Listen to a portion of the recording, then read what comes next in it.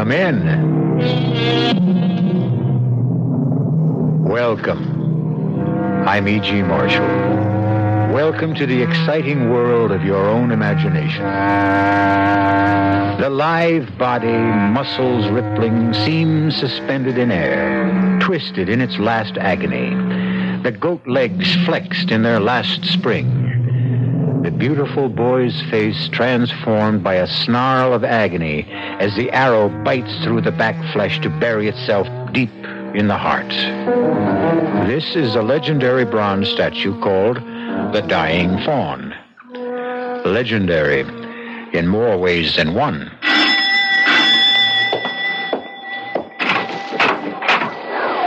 Jameson? Miss Abbott. Not any longer. This is my husband, David Cadelli. How do you do, sir? I've heard so much about you. It's my pleasure, Jameson. Congratulations, Miss Abbott. I mean, Mrs... Time for that afterwards. Are the others here? Mrs. Abbott and Mr. Pierce arrived this afternoon. Are they with him now? No, Miss Sarah.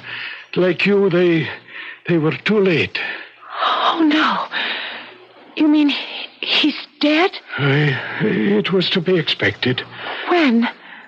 The statue started to bleed the night before last.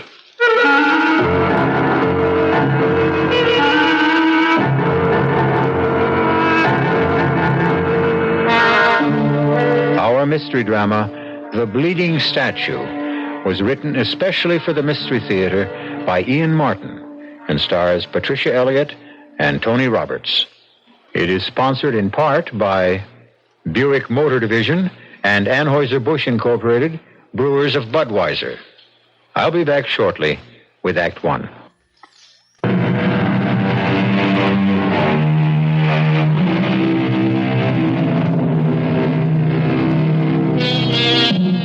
What is more mystical than a statue? The wounded fawn. No one is sure that it was not originally chiseled in marble, that the bronze we know today was not taken from a long-lost original. Where it comes from, no one knows. Where it was perhaps best known to the public at large was in its last appearance, or disappearance, on the stage of the Palace Theater as the climax of the farewell tour of Prior Abbott, the Merlin of the magicians. Thank you. And now, if you ladies and gentlemen will permit, my greatest illusion, the death of the wounded fawn. Part the curtains, please. There he is for the last time on any stage. I beg your pardon, dear audience, the second last time. For if I'm to make him disappear, I would have to make him reappear, and both in front of your very eyes. Observe the dying fawn. 1,440 pounds of cast bronze. I invite any member of the audience who questions this assessment of weight to join me on the stage.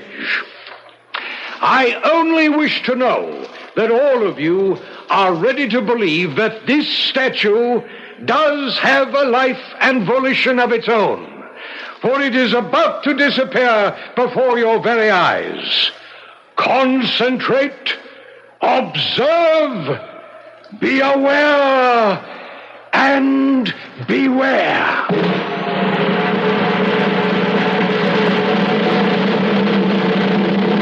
That was back in 1936, David. 15 years before I was born. 18 for you. How do you know about that final performance? You weren't there. Neither was my mother. She was about 5 then. Strange. What? I can't connect your grandfather. Now, what do I call him? Not what you do. The wizard. It's kind of corny. Not for me. It was my mother's second marriage. I was 5 years old. Mother was about 28. He was 57. Much as I loved him and as full as life as he was, I never could call him Dad, and Grandpa would have been an insult. So Because of all the marvelous tricks he did, he became the wizard. Oh, David, you never saw anyone so young as the wizard, in body as well as in mind. That's why I can't believe... Easy does it, baby. You've done your crying for him. Oh, it's awful to think of him lying in that coffin, dead. I can't believe it isn't just another illusion, and when we go down to dinner that he won't have escaped like Houdini and be sitting waiting for us with a big smile. I'm afraid even the wizard can't spring himself loose from this one. Oh, I'd better get my best bib and tie on to greet your relatives. I wouldn't worry about them. Well, I don't want to make too bad an impression. Your stepbrother's a pretty important man in my life. Because he's president of Abbott's Tool and Machine. Oh, Pierce is just a figurehead. Now, there's only one man who could... Come on now, Sarah. I just can't believe he's dead. He was... Oh, David, you just had to have known him to understand. He was indestructible. Darling, he was going on 76. But he didn't look or act more than 50. Well, you hadn't seen him in more than 2 years. Well, yes, you're right, of course, but even then, even with a heart attack and my mother dying... You don't have to tell me, Sarah. God knows he was a giant to me. But not as a magician, as an industrialist, an inventor, an innovator. I never knew all that came from being a... Well, it sounds crazy to put it this way, but a plain magician. Oh, he was no plain magician. I've seen blueprints of some of his illusions, and they're more complicated than splitting the atom.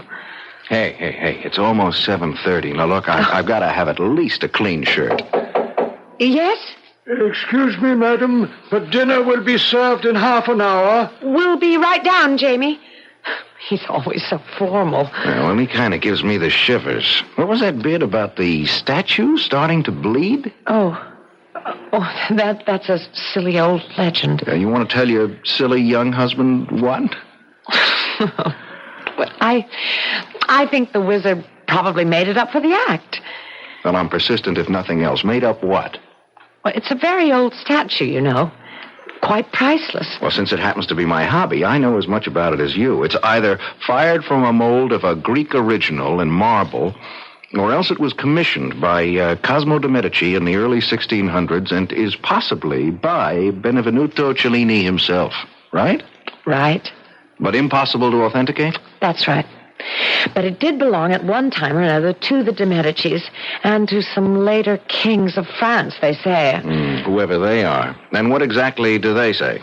That whenever the head of a household to whom it belongs is marked for death, the statue starts to bleed.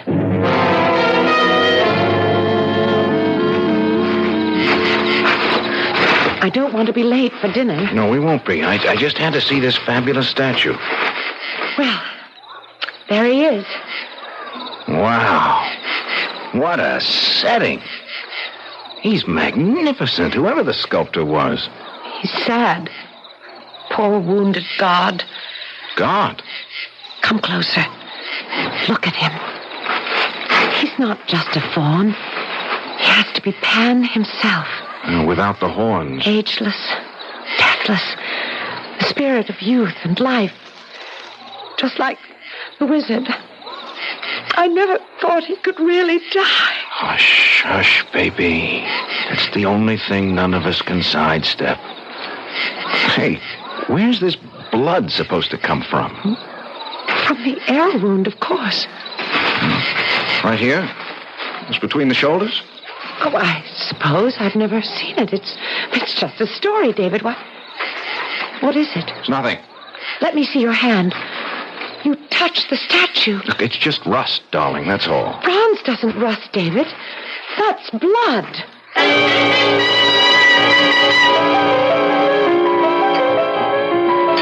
Are you sure this is sherry, Pierce? As advertised, and as always, nothing but the best. It doesn't taste right somehow. I doubt if anything will until we all find out just where we stand. It's upsetting that he died so suddenly and unexpectedly. You don't suppose he could have left everything to Sarah? He couldn't do that to us. Suppose he has. I'll fight it tooth and nail. I'm his daughter. Daughter-in-law, to be exact. I'm the last best hope. At least my father, your husband, was his son. I hope he's recognized that in the will. And how do we handle this new husband Sarah has sprung upon us? I've no idea. It's too bad the wizard didn't know about him before he kicked off. I doubt if he'd have reacted too well to some European opportunist who wanted to pick up a nice American girl with a lot of money in the family. Well, he isn't here to react. It's up to us. Pardon me, madam. Yes, Jefferson, what is it? Mr. and Mrs. Cavelli have returned from the garden. Dinner is served. Thank you, Jefferson. We'll be right in. Well, shall we start reacting? Kiss the bride and meet the groom?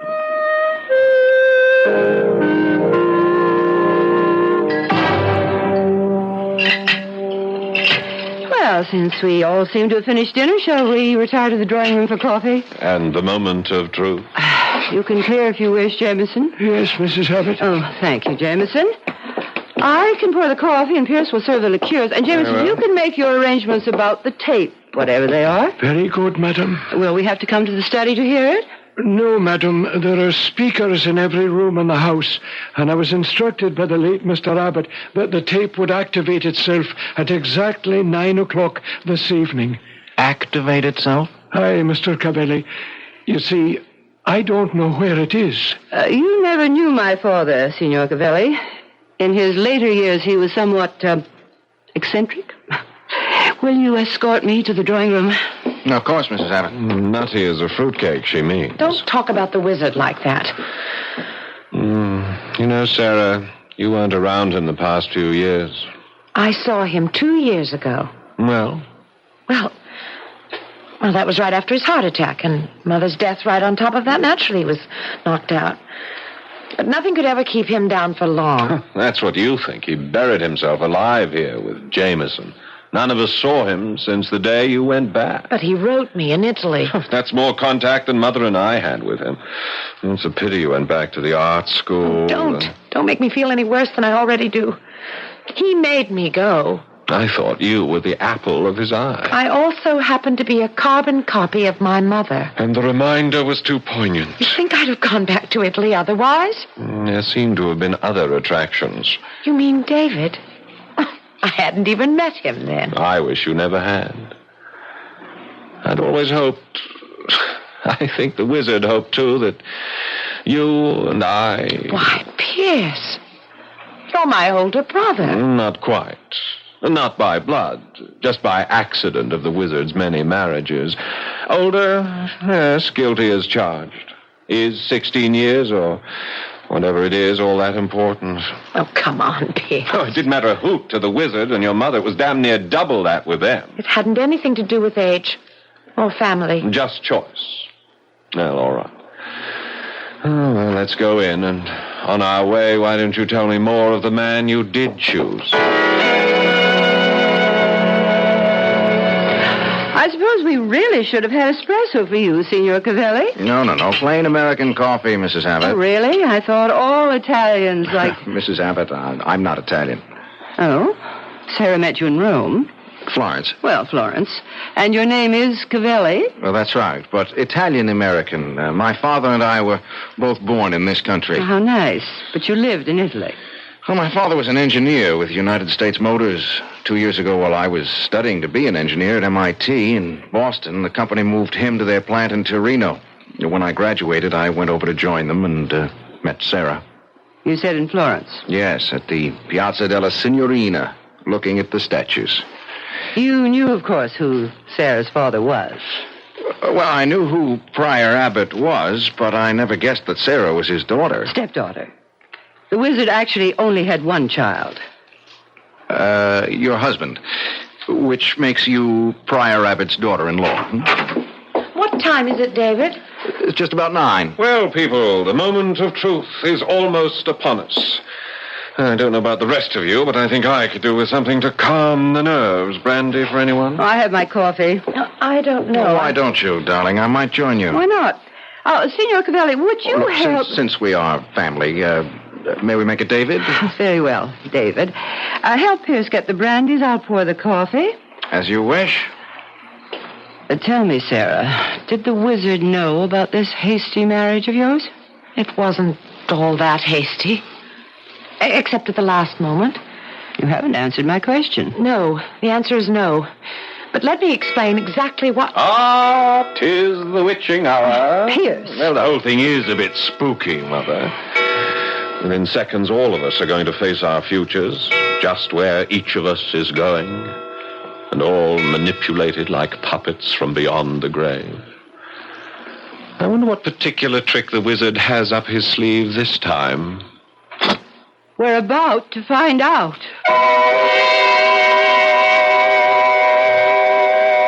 Pierce Abbott termed it the moment of truth. Are we to hear it from a disembodied voice speaking out of the past? And what will the truth mean for the four people sitting, awaiting that voice? I'll return shortly with Act Two.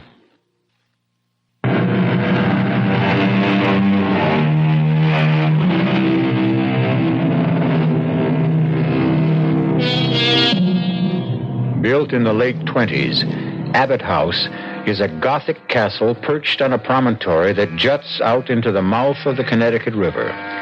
Now bathed in fitful moonlight, its flying buttresses and ornamental gables seem almost as much of an illusion as any of the great ones that made the immortal P.J. Abbott the beginnings of his fabulous fortune on the stage.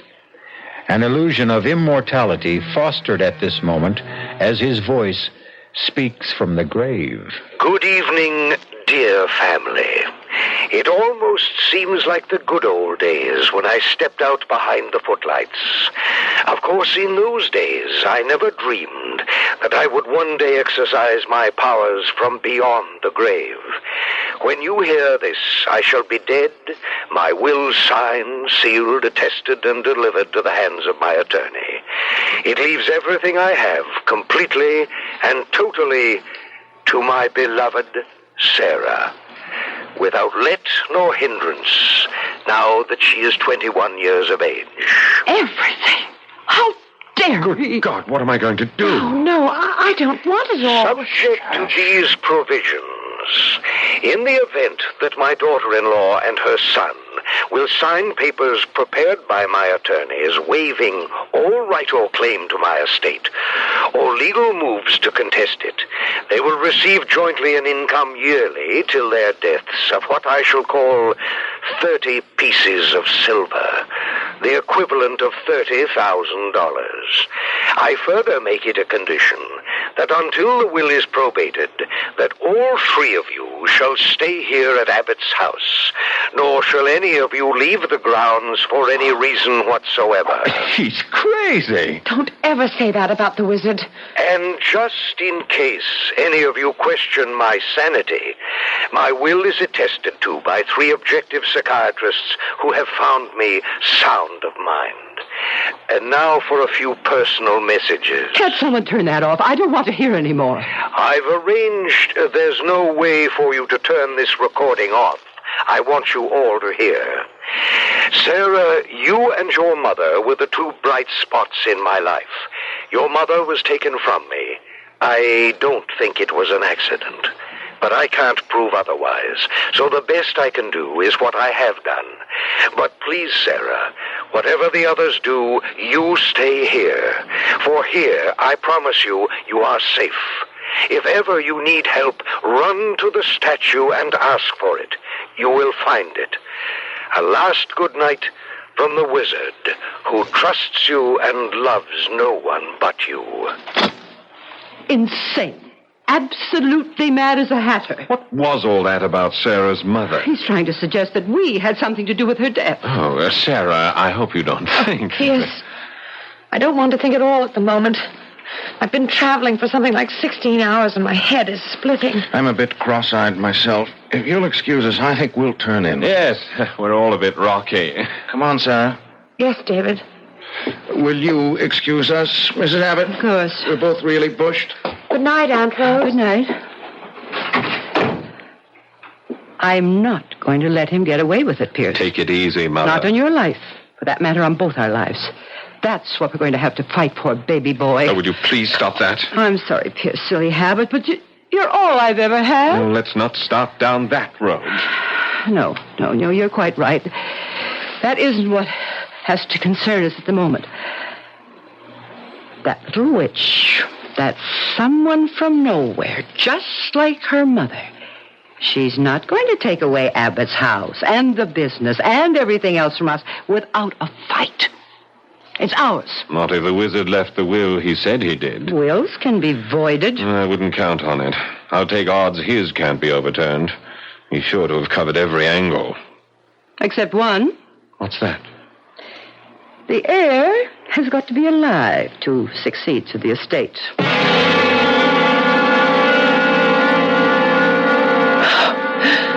I think I'm too tired to get ready for bed. David? What? What are you staring at out the window? That damn statue? It haunts me. Why? Oh, a lot of reasons. Sarah, I don't like this. I don't like any part of it. What, David? It's all so crazy. Statues that bleed and disembodied voices on hidden tape recorders. Your stepsister, or whatever relation she is to you, and Pierce. The suggestion that your mother's death was... How did she die, darling? Well, I was away, so I only know what I was told. The wizard had had a heart attack, and she'd been nursing him. She came downstairs and told them that she wanted a breath of air, and she went out... Wait a minute. Who is them? Them... Pierce and Rose and Jameson. Where were they? Rose and Pierce were in the drawing room. Jameson was in the pantry. And none of them followed your mother? Followed her? How did she die? I guess she had a sort of fainting spell. And she fell and hit her head somewhere on the statue. And while she was unconscious, she drowned in that little pool behind the statue. You're sure of that? Well, what else could have happened? There was a coroner's inquest and a lot of newspaper stories, of course. Then what do you make of your father's obvious accusation that they were responsible? I don't know. Maybe they're right. That the wizard was never really himself again. Oh, David, I wish you could have known him. He was marvelous. The most marvelous person I ever knew. Before you. Holy smoke. What is it? The statue, it isn't there anymore. It's gone. What do you mean? Where? Wait a minute. Cloud just drifted across the moon. As soon as it clears, you'll see. But it couldn't just disappear. But it did. There's nothing there but the empty pedestal. And the grotto and that little pool rippling in the moonlight. Wait a minute. That cloud's just about to clear and I don't believe it. Well, you'll have to. There it is, large as life.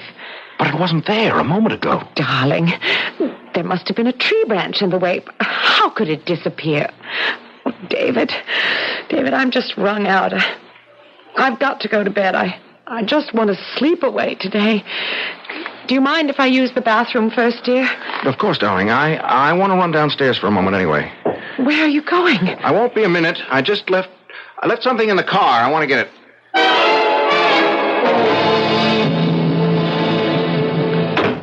Oh, thank you for bringing me upstairs, Pierce. That's all right. What are we going to do about Sarah? What do you mean? Oh, now, don't play games with me. Are we just going to sit still for her taking over everything? What else can we do? We didn't when we thought it was going to be our mother. Look, we got away with it once. We're not going to get away with it again. We're going to have to. And within the next few days if we're going to. Not here. We don't have any chance anywhere else. The girl has got to die. What good would that do us? The estate would go to her husband. Her husband? Oh, now that's very interesting, Pierce. This young upstart, ambitious, carefully marrying a young girl without her family's knowledge, obviously anxious to make profit out of it. What do you have in mind, Mother? Why wouldn't he be just as anxious to get rid of Sarah as we are, Pierce? We'd never be able to get away with convincing anyone of that. No, there's only one way. How? Now that Grandfather's dead, and we know the secret of the statue, I can fix it so it will seem to kill them. Both of them? Oh, is that necessary? It's the only way.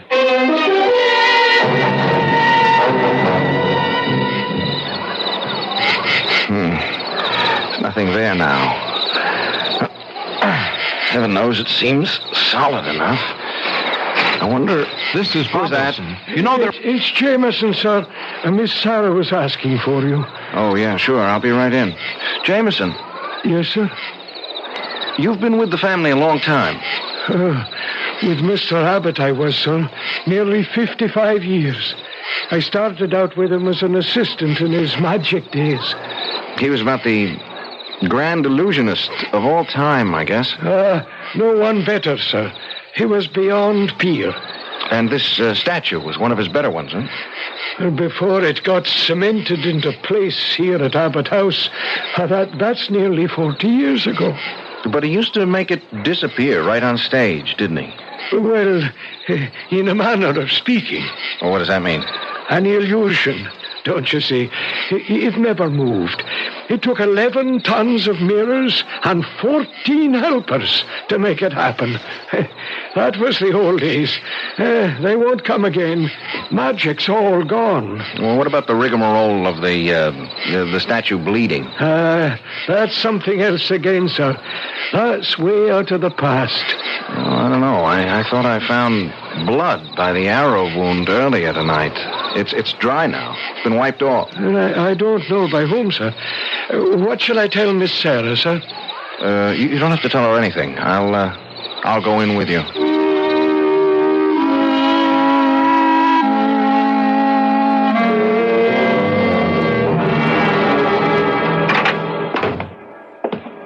When you're tired, fancy plays strange tricks, Mr. Cavelli. I was thinking of making a toddy for Miss Sarah if she'd like it. There's nothing better for putting you off to sleep. I'm sure I don't have to ask her. She'd love it. And yourself, sir? No, I'll skip the hot drink. Maybe you'd like to join me in a nightcap, David. Where did you spring from? The wall? No, as a matter of fact, I was headed for the pantry here to ask Jameson to make one of his famous toddies for Mother. And for you, Mr. Abbott? Oh, no, thank you. I'm a cigar freak. Oh, Jameson, when you've made the drinks, I'll take them up. Oh, that's all right, sir. I'm happy to be of service. I'll bring them up when they're ready. Want to join me in a nightcap while we're waiting, David? Okay. Just a quickie, though. Then I'll walk you upstairs.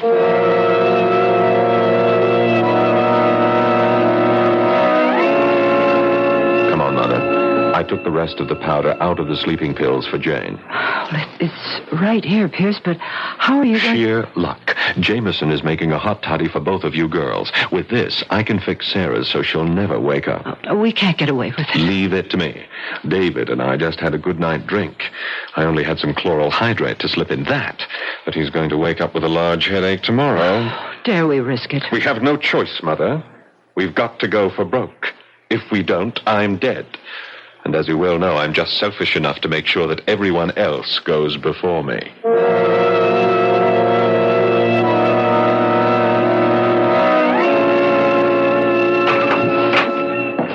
David? Oh, thank the Lord it's you. Come here, darling. Quickly. Sorry. I don't know. I gotta get to bed. What is it? I just looked out the window again, and you're right. The statue just isn't there. It's completely disappeared. Statue? Something about statue? Darling, I'm sorry. What's the matter, David? I'm down one drink. I guess I've one drink too many. I'm blind drunk. Oh, I was the one who was sleeping before. Now I'm wide awake, and you're... Jameson, bring you a nice hot toddy. Put you to sleep, like me. David? Oh, David, don't leave me alone. I'm scared. David, I don't know what I'm scared of, but I'm scared.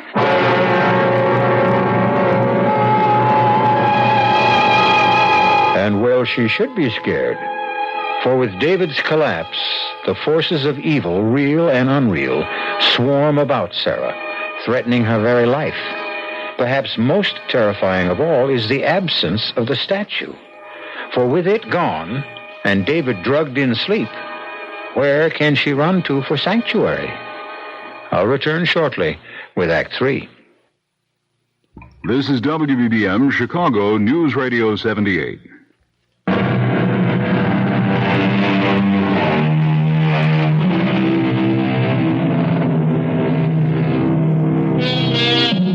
Those scudding clouds that alternately mask and unmask the moon play a ghostly light across the long, curving staircase as Pierce Abbott descends it. The phial of lethal powder spilled from the sleeping pills hidden in his hand. Silently, he crosses to the swinging door of the pantry, edging it open slowly, disappointed to find Jamie facing him. Yes, Mr. Abbott. Oh, just wondering if the drinks were ready to take up. We'll just have to add the hot water. Anything I can do for you, sir? Oh, yes, Excuse my back, sir. Oh, that's quite all right. Just getting the kettle. That's fine. What did you say before? I wondered what brought you down again, sir. Oh, yes. Anything I can help you with? No, I thought perhaps I might have left my lighter down. Ah, indeed you did. I put it right here on the tray with a glass for your mother. Yes, thanks. Jameson, it's all right. I might as well take this tray up with me, If you wish, sir.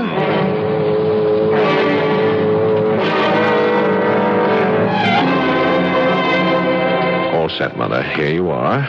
What is it? One of Jameson's nice, uncomplicated toddies mixed by his own hand. As of this moment, he's delivering the same to Sarah. The same? He couldn't testify otherwise. His back was turned when I salted it. With my barbiturate? Enough to kill a gorilla. We can't get away with drowning them the way we did her mother. We won't even try to. No, they'll die quite differently. How? I've been experimenting with the statue, and I've made a discovery. It moves on hinges and counterweights and escapes into the pool. Take those hinge pins out, reduce the counterweights, and it will collapse and crush anything in the way of its fall. The secret room would be exposed. No, there's a false base which slides into place. The whole thing will seem nothing but a tragic accident. Another chapter to add to its legend. When will you get them there? Tonight, when everyone's asleep. Sarah may be dead already. David is dead weight, but I can drag them through the secret tunnel. It's mostly downhill. Come on, drink your toddy, go to sleep, and leave this to me. I won't draw an easy breath all night. By tomorrow, you'll be able to. We both will.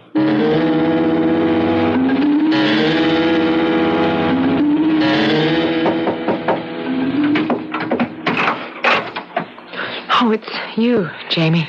I thought you might like a little toddy before you turned in, Miss Sarah. The Scottish panacea. Not exactly, but it does make for a long, peaceful sleep. I could use that tonight. Your new husband didn't want any. No, he's sound asleep already. Well, see you tomorrow, Jamie. You'd better, or the old wizard would never forgive me. I only wish he were here. So do I, Miss Sarah. But don't you worry. Wherever he is, he's looking out for you. Turn the key in the door after I leave. You'll sleep sounder. Maybe I'll do that. Good night, Jamie. Good night, Miss Sarah.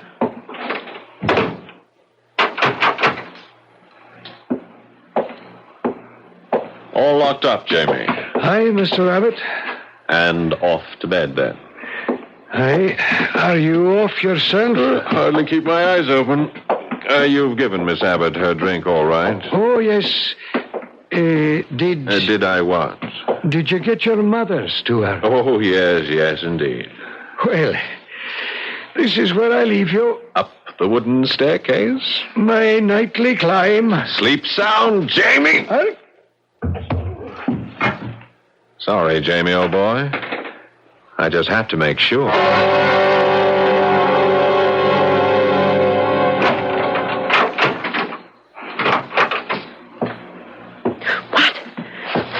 is it? Don't turn on that. Pierce, what are you doing with that pillow? What are you doing awake? Keep away from me. Pierce, keep away.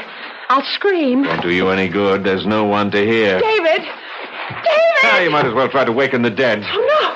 He's not. He's not. Not yet, just knocked out, but he will be. You must be crazy. Only desperate. It's the same thing. Keep away from me. Keep away. Sorry, Sarah. I have to.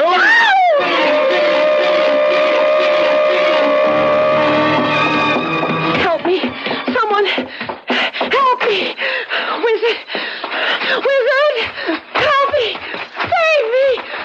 You said to come to the statue. Help me. There's no one to help you anymore, Sarah. No one. It's moving. Help.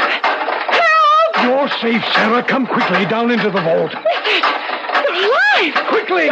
Damn you, grandfather. Can't you stay decently dead? Damn you, son. Can't you stay decent? I'll make you stay dead this time. I've gone too far to hang back. I warn you, I won't hesitate to use the gun. Then don't, or it will be too late. Pierce! No, No, I won't let you trick me again. The last trick is going to be mine. Wizard, look out. The statue. Too late! We all go together!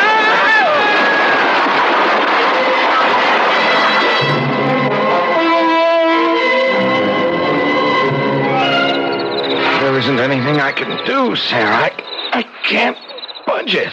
Oh, my head. Are you all right, darling? I'm still woozy and my head is splitting, but... Oh, here comes Jameson. Jamie, did you get the police? Hi, Miss Sarah. They're on their way on an ambulance. How's Mrs. Abbott? I'm afraid she's...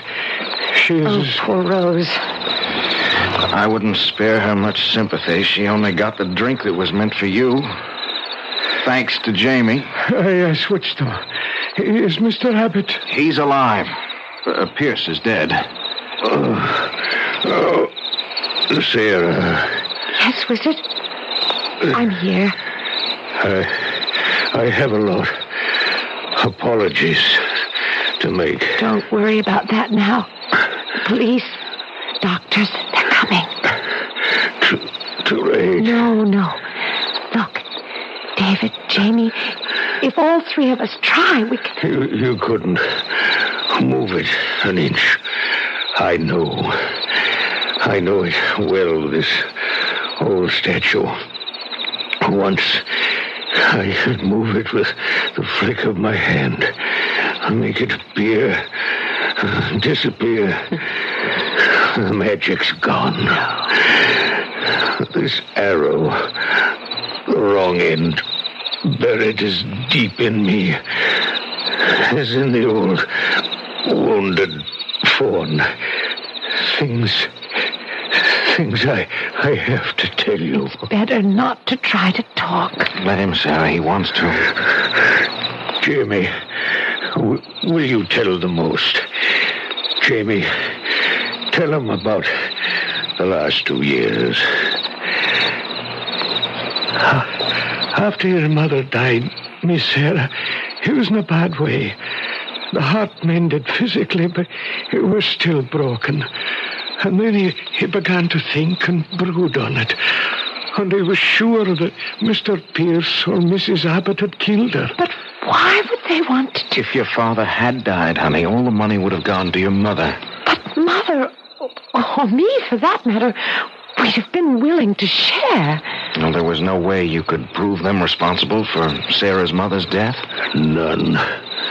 And you dreamed up this crazy masquerade just to bring them out in the open? No, I tell them, Jamie.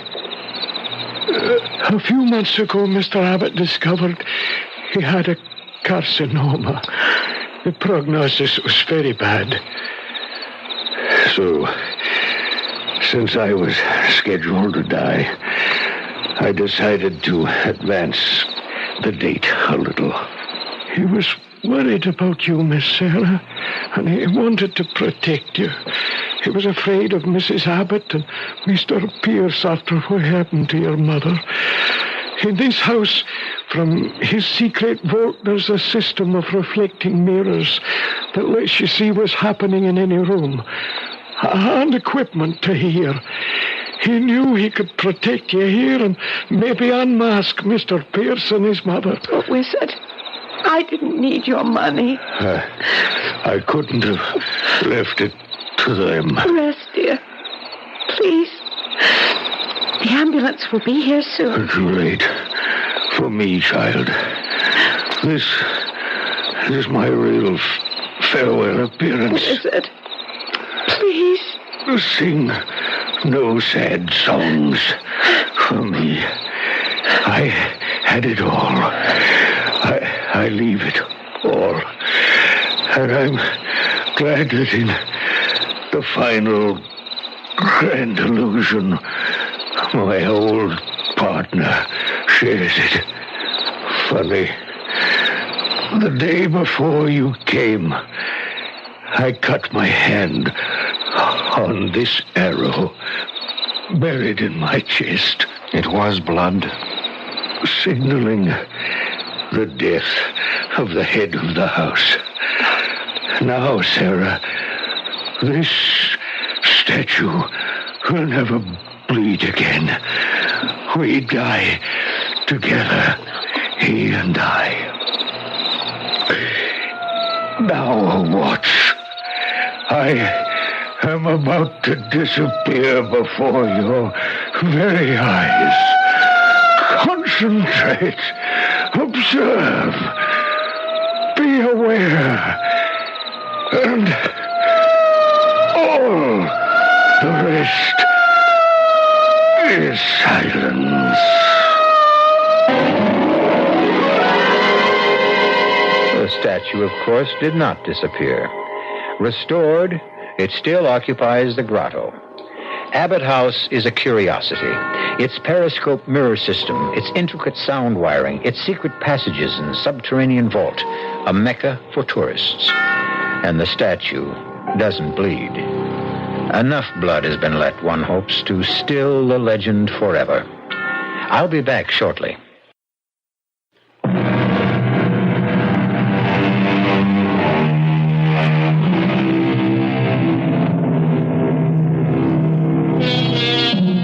On sober reflection, one can't be too sure, of course, that a legend will die.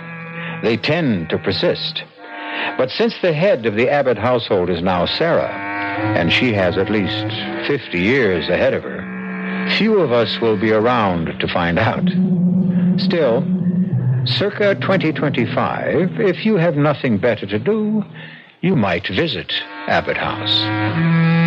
Our cast included Patricia Elliott, Tony Roberts, Grace Matthews, Kurt Benson, and Paul Hecht. The entire production was under the direction of Hyman Brown. Radio Mystery Theater was sponsored in part by the Kellogg Company, makers of Kellogg's Special K cereal, new sugar-free diet 7-Up, and Contact, the 12-hour allergy capsule. This is E.G. Marshall inviting you to return to our Mystery Theater for another adventure in the macabre. Until next time, pleasant dreams.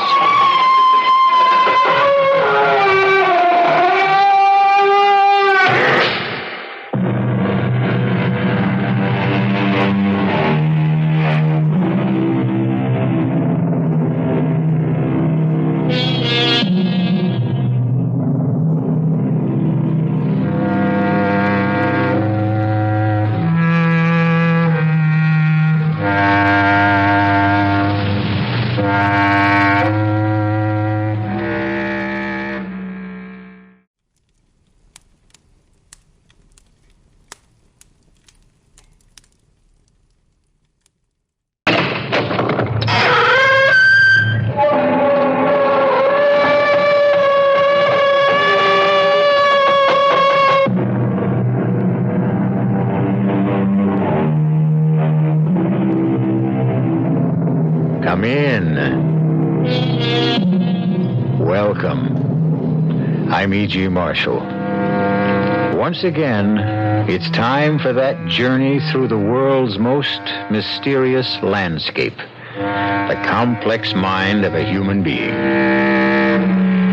What does the mirror show you? Does the mirror know more than appears on the surface? How deeply can it probe? Consider a lady named Helen Stewart. Fred! Fred! What is it? Tell me, what is it? Look! Look at what? Look at the mirror. What about the mirror? Well, can't you see? I'm not in it. I'm not in the mirror. I've lost my reflection. Fred, do you know what this means? Please, Helen. It means I no longer exist. It means I've disappeared.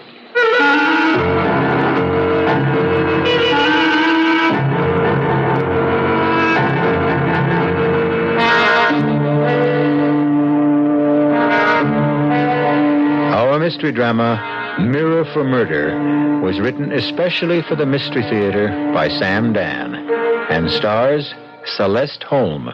It is sponsored in part by Anheuser-Busch Incorporated, brewers of Budweiser, and by the Kellogg Company, makers of Kellogg's Special K cereal. I'll be back shortly with Act One.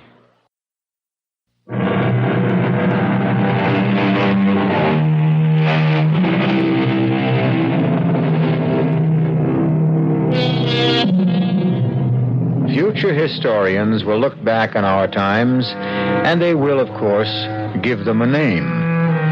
It's fairly safe to assume that our era will probably be called the Age of Women. Women are no longer content merely to cook and clean and care for a man. Some women are quite vocal about it. However, these are not the ones to cause us concern. Men should worry about those quiet ones. For instance, today it's breakfast as usual at the home of Fred and Helen Stewart.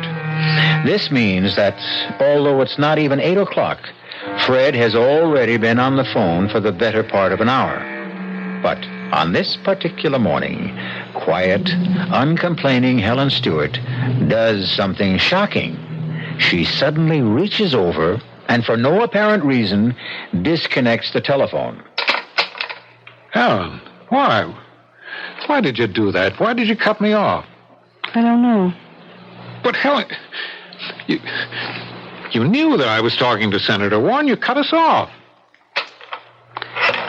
Senator Warren is an old drunk. James J. Warren is the majority leader. Oh, yes, he is. He certainly is. Senator Warren is the majority leader because he makes a great many major leads, especially with his hands under the table when we're out to dinner. What are you talking about? You know, 15 years ago, if I'd told you that, you'd have punched the senator in the nose. Now you look at me and say, what are you talking about? Helen. Oh, Jim. Yeah, cut off, I guess. Certainly, Jim, I'll hold on.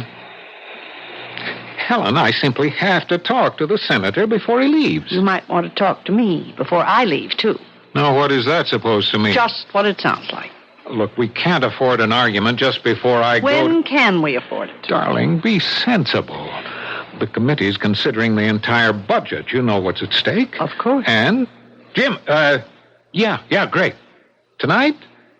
No trouble at all. I'll be there. You bet. Thanks, Jim. Bye. Am I to assume from that conversation that you won't be home to dinner tonight either? Senator Warren wants me to meet with the finance committee people for dinner. I see. Well, they have to be brief. Naturally. I'll try to cut it as short as I can. We have tickets for the opera tonight. Remember? Oh. Well, look, why don't you go, and I could pick you up after. If I'm going to go to places alone, I don't have to be married. Oh, Helen, just as soon as all this pressure is Poor off... Fred, you're having so much trouble trying to fit me into your schedule. What are you doing New Year's Eve? I resent that. Do you? If you didn't want me to go into politics, you should have said so. I don't recall that you ever asked me. Darling, this is the big break. Jim Warren is letting me write this bill. It'll be known as the Stewart Act. It'll revolutionize the concept of education throughout the state. From here, I can run for national office. First the House, then the Senate. Mm-hmm. Yes, well, write me a letter. Let me know how you make out. Oh, I want you to help me. Help you? How? Well, just You know, just don't add to my... To your problems. Is that what you're trying to say? No. Just be a nice, quiet, obedient little lady. Is that what you mean? Oh, Helen, you can twist the meaning of everything Fred, you say. I'm having a problem. Oh, good Lord. It's 8:30. Fred, we have to talk about it. Yes, but does it have to be this minute? Well, sometimes you have to sit here and just look at me and talk to me and concentrate on me as if I were a human being worthy of your time and your attention. Helen, you know that I love you. Yeah, but that's not enough. You see, something's happening to me, and I'm frightened. What could be happening? I'm scared. I feel as if I'm disappearing. Disappearing? Yes, disappearing, as if I'm fading away, fading out. What does that mean? As if I've become nothing, nobody. Oh, but that's... That's what. I can prove it. There are times, many times, more and more times lately, when I look into a mirror and I sort of become hazy, blurry, and then my image, my reflection, isn't there. It's just gone. Helen. I'm gone. Look, you've got to see Dr. Gordon. Why do you keep sending me to other men, Fred? I know what's happening. I am disappearing. I'm fading out of your life. Now, that is not true. I need you more than ever. For what? We'll talk about it tonight. But you won't be here tonight. Tomorrow morning. I may not be here tomorrow morning. What? I may be gone. Gone? Gone where? I don't know. Where do people go when they disappear? I'll answer it. Hello? Just a moment. It's the senator's office. Should I tell him you're busy and you'll call back? How can I tell him I'm busy? You give me the phone. I see. Hello? Yes, I'll hold on. Helen, Goodbye, Fred. Where are you going? Where am I going? Fred, look in the mirror. Just look, Fred. In just a minute. Hello? Jim? Yeah. Oh, I've got all the figures, everything we need. Look in the mirror, Fred. I've disappeared. No, Jim, we've got solid proof. Where did I go, Fred? Where did I go? Please, Fred, tell me what happened to me. Jim, the opposition will simply have to throw in the towel. Nobody can afford to vote against this bill. Fred, where did I go? You can control every single dollar. Fred, I'm going to have to find myself. The voters know whom to thank for it. Goodbye, Fred. Goodbye. Jim, the newspapers will eat it up. How can we possibly lose?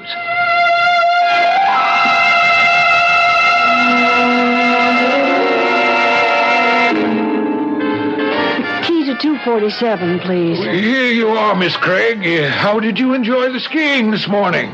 Fine, thank you. Planning to stay with us for a while? Well, I know it's quiet here. We're off the beaten tourist path. I'll see. Oh, you have a message, Miss Craig. A message? That's impossible. Impossible? Well, nobody... I don't see how anybody... A gentleman asked for you. For me? Yes, for Miss Helen Craig. That's you, isn't it? Yes. He said to tell you that he'd be waiting for you in the coffee shop. Oh, well, thank you. Hello, Helen. How did you know my name is Helen? Well, I've been waiting for you the past couple of days. I didn't know for sure when you'd show, what name you'd use. So I sneaked a peek at the register. Helen Craig, huh? Well, that's as good a name as any. What do you mean you're waiting for me? I don't know you. Of course not. Let me introduce myself. Mike Perry. Please tell me what this is about, Mr. Perry. You know, I never believed the contact would be a dame. This woman slip thing, it's running wild. Although, a dame is smart, but who'd figure a dame? You obviously have me mistaken for someone else. There's no mistake. You know it, and I know it. But you're playing it right. Cool, okay. We're ready to deal. Once again, Mr. Perry, there seems to be some mistake. Yeah. See, we gotta set up a meet between you and my boss. He's due in tomorrow. He's got the dough and the details. Mr. Perry, please, excuse me. Sure. I may want to talk to you later. You'll be around, won't you? Mr. Perry, please, whoever you are, do be good enough to excuse me. Just a minute. Who is it? Room service. Well, I'm afraid there's a mistake. I mean, I didn't order Compliments anything. of the house. Oh. Let me set this down. Well, thank you. My name's Farrell. Yes? I've been assigned as your contact. My what? Your contact. What's going on? It's safe to talk. I've checked the room out. There aren't any bugs. I don't understand. So you're Rose Temple. I'm not any Rose Temple. You're mistaken. I'm Helen Craig. Naturally, you wouldn't use your real name, but everybody in the department knows about you. And I consider it a privilege to work with you. Please, let me explain. A mistake has You're been... very unorthodox, but you do get results. Well, what makes you think Simple. We knew you'd be contacted by Mike Perry as soon as you got here. I've had Mike under surveillance every minute. Now, Rose... I'm not Rose. You're absolutely right. You'll have to concentrate on your new identity. I'll call you Helen. How did you do it? How did I do what? Helen, I'm on your side. How did you get them to think you had all those diamonds? Mr. Farrell, there's something very wrong here. Okay. There's certain things I'm not required to know. I was just curious. Mr. Farrell. Did Mike Perry set up the meeting yet? Mr. Farrell. Why don't you call me Jerry? You're making a big mistake. You never relax, do you? Well, that's probably the secret of your success. I simply don't know why you both think... You'll have to tip us off as to where the rendezvous is so we can move in and make the arrest. Oh, sure, I'll do that. Look, what's that? What? Look! Look at what? The mirror. What about the mirror? I'm... Are you okay? Oh, yes, I'm fine. I'm all right. Yeah, well, why don't you get some rest, huh? I'll see you later.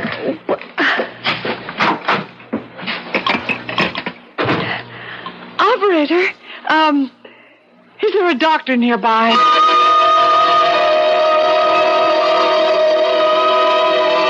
Well, I'm not a psychiatrist. I'm just an ordinary old country doctor, you know. What do you think about the mirror? I mean, the mirror, Dr. Bellows. Well, now tell me again.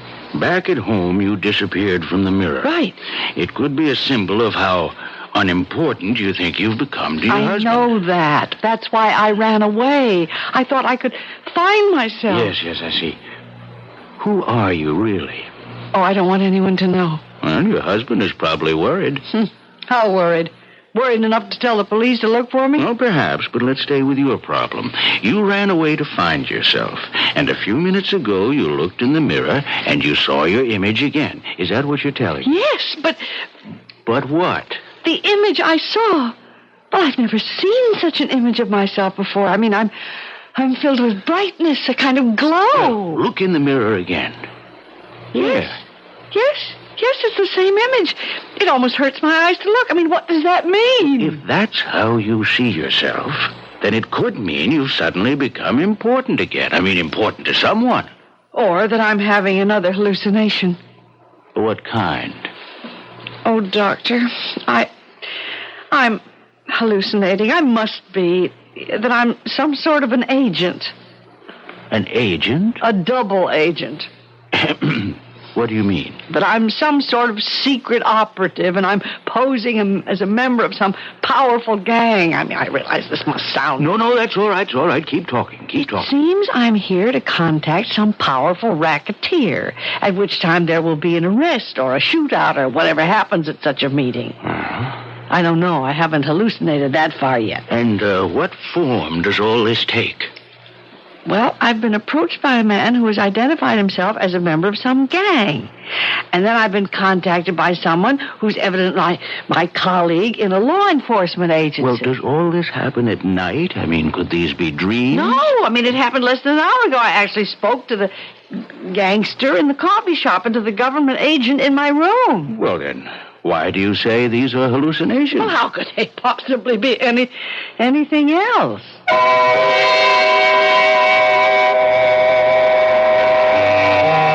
What we're up against here is reality. We have witnessed a scene between Helen and Mr. Perry, and between Helen and Mr. Farrell. It all sounded real. But Helen is a troubled lady, and either way, it's a troubled situation. If it's a fantasy, that's one kind of trouble. If it should happen to be real, it's another kind of trouble. However it goes, I'll be back with some answers when I return shortly with Act 2. The WBBM News Time, 10:53. The temperature in Chicago, 63 degrees.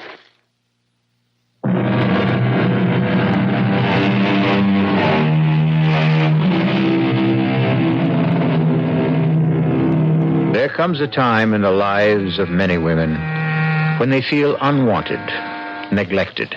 Gone is purpose, identity. And so they suddenly go out to search for that all-important identity. Such a woman is Helen Stewart, wife of a rising politician. We find her in a remote mountain resort where it seems that two other men have found her as well, a racketeer and a police agent, each of whom thinks she is there for a rendezvous. Or is all this in her mind? Is there really a racketeer? Is there really a police agent? Are you saying, Dr. Bellows, that I'm not hallucinating? You mean that I've actually been approached? No, but we must consider every possibility. Well, then, what should I do? Well, in addition to everything else, Miss, Craig. Well, if you were to use that name, it's all right with me, but you really should tell me who you are. No. Oh, well, now I can't treat you if you don't trust me. Doctor, you might feel called upon to get in touch with my husband, and I just couldn't stand that. But why? If you should be in trouble psychologically, wouldn't you want him to? No. I left him so I could do something for myself. I'm not going to run back to him at the first sign of trouble. I mean, whatever that trouble is. Well, we must find out what the trouble is. First, we must make sure that you are hallucinating. How? Well, now let me see. You've been approached by two men. What are their names? Well, the one who seems to be the gangster calls himself Mike Perry. The other one, Jerry Farrell, claims to be a police agent. He works here as a bellman. Mm-hmm. But how is this... Let's find out who they really are. How? Frank Winslow, who owns the place, is a close friend. I can get the information from him. Doctor, why am I doing this? I mean, those two men, I've never seen them before in my life. Why should I... You've probably seen them before. Where? Oh, in the movies, or at least men who resemble them, and you've projected yourself into a situation. What if I keep hallucinating? What if they approach me again? If they do, it's because you want them to. They help to support your need for importance. But I can't go through life What am I going to do? Now, look, you've already started to do the right thing. You're trying to come to grips with the problem. Now, remember, whatever you do, don't panic. Don't waste your energy. Just be quiet, calm, rational, and everything will be all right.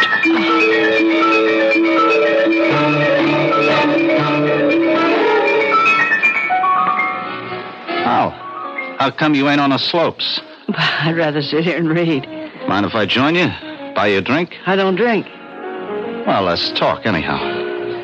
About what, Mr. Perry. As if you don't remember. Okay. We'll talk, Mr. Perry. The big fella. I'm supposed to tell you this. He ain't gonna be here till day after tomorrow. Now, don't blow your stack. Believe me, I had no intention. Oh, you don't kid me, baby. You don't give nothing away. But you must be doing a burn. Really? Why? Because every day you hold that ice, the hotter it gets and the more it can melt. Oh? You were told you could have the deal tomorrow, okay. You showed up.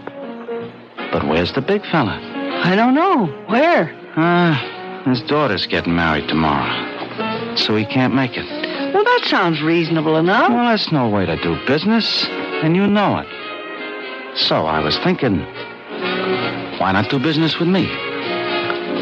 With you? Look, the big fella can't last much longer anyhow. I mean, what if I can raise by tomorrow morning half of what the big fella offered? It's less. But you got this one advantage. Yeah? With me, You got a deal. Cash on the line. You're out. You're clean. What do you say?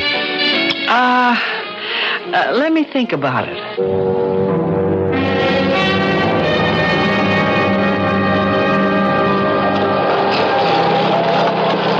I didn't know you could skate. Well, what are you doing here, Mr. Farrell, I keep an eye on you. You were observed in the lounge talking with our friend, Mr. Perry. Oh, so? So, let's sit down. Nice, quiet little table. I'll buy you some hot chocolate, and you can tell me about it. Well, I'd rather skate if you don't mind. I need the exercise. The conversation with Perry. Oh, the scheduled meeting can't take place tomorrow. Why not? The big fella's daughter is getting married. What's the new date? Day after. I don't like it. Every extra hour makes it more dangerous for you. Well, there was an alternate suggestion. Yeah? I could deal directly with Perry. With Perry? He's willing to double-cross the big fella. Oh, so Perry figures to move against his boss. That makes it very rough for you. Why? Did you agree to deal with him? I'm thinking it over, supposedly. Bad. He's given himself away as soon as he realizes you're expendable. What can happen? He'll set up a meeting place. You show up with the diamonds, you get killed. But That's why I have to be there. We have to get Perry first. Oh. Of course, this blows the objective the office had set up to catch the big fella, but we have to save your life, huh? All right, where are the diamonds? The diamonds? Never mind. It's better if I don't know. But there are no... So Perry's decided to make his move against the big fella at last, huh? I'll have to check back and find out how we're supposed to play this. Meanwhile, you have a weapon I don't know about? A weapon? Yeah. Word is that you never carry a gun. I checked out your luggage, but I can't believe you don't have something on you somewhere. Do you have a gun?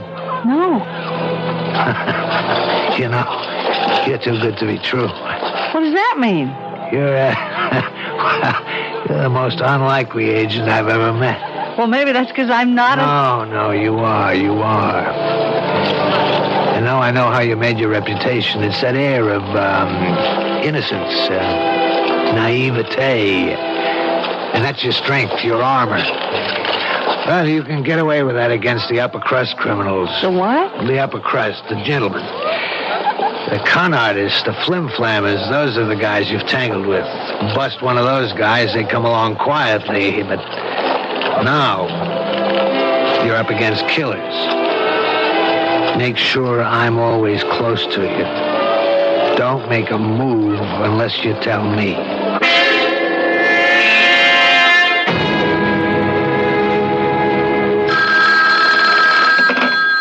Hello? This is Dr. Bellows. How do you feel? Oh, I've been hallucinating. I think I've just had a discussion with both of those men. The racketeer and the government agent? Yes, Doctor. Mm-hmm. And how did it go? Frightening, as it seems so real. Are you near a mirror? Yes? Look at yourself. All right. Huh? What is it? I've never seen myself in such clear outline, such sharp detail. I mean, such brilliant colors. See, you're feeding on your fantasies. I am? These men you're talking to. Yes? Well, I had to go on the basis that anything can be possible until proved otherwise. Doctor, do you mean they can be real? Well, now I don't believe it because I checked up on them. The so-called gangster. Mike Perry. Yes. He's a partner in an export-import company in Philadelphia, a most reputable firm. And the hotel employee... Mr. Farrell. He's only been working there for a few weeks, but he has excellent references. Recommendations from employers that extend back over 15 years. I see. So now, we can definitely dismiss these as fantasies. Hallucinations, call them what you will. Yes, I can't tell you how relieved I am, Doctor. The situation was beginning to take a dangerous turn. Well, perhaps you'd better come over here. I'll give you some medication that will let you get some rest. You see, you have to start building yourself up now. Thank you, Doctor. I'll be there right away.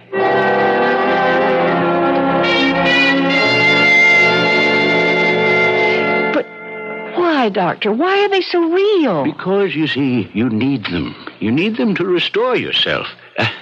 Can't you see what's happened? What? Well, you felt as if you had been wiped out. So you retreated into fantasy to restore yourself.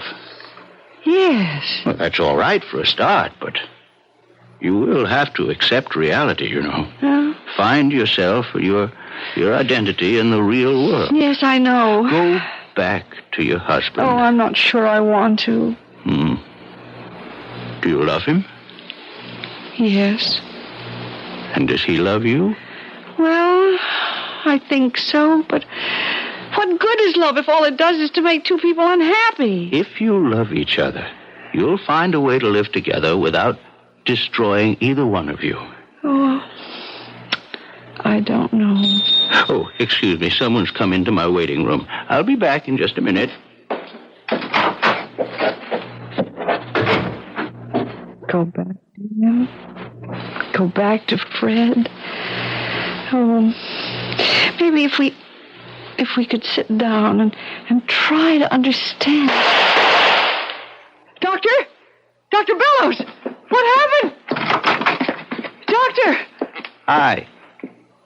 Mr. Perry, what have you done? What does it look like? I just knocked off this quack here. That's what I done. Why, Dr. Bellows. Hey, what's with you, kid? You like to talk to stiffs? You killed him? You've killed Dr. Bellows. Hey, you catch on quick. But why? Why? Because he's working with the cops, that's why. Working with the cops? Sure. He's been asking questions, trying to get a make on me. You know what this means, don't you? It means he's dead. And this is real. He's dead. And this is real.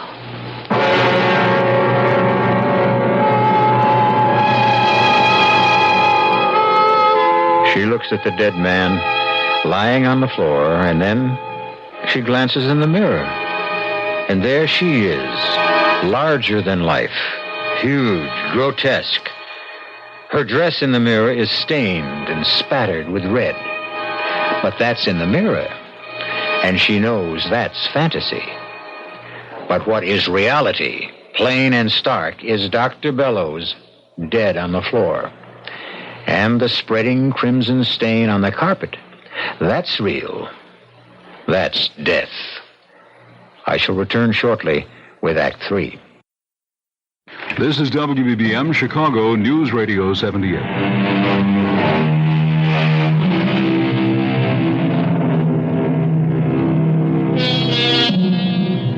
For some, life is an unstable blend of reality and fantasy.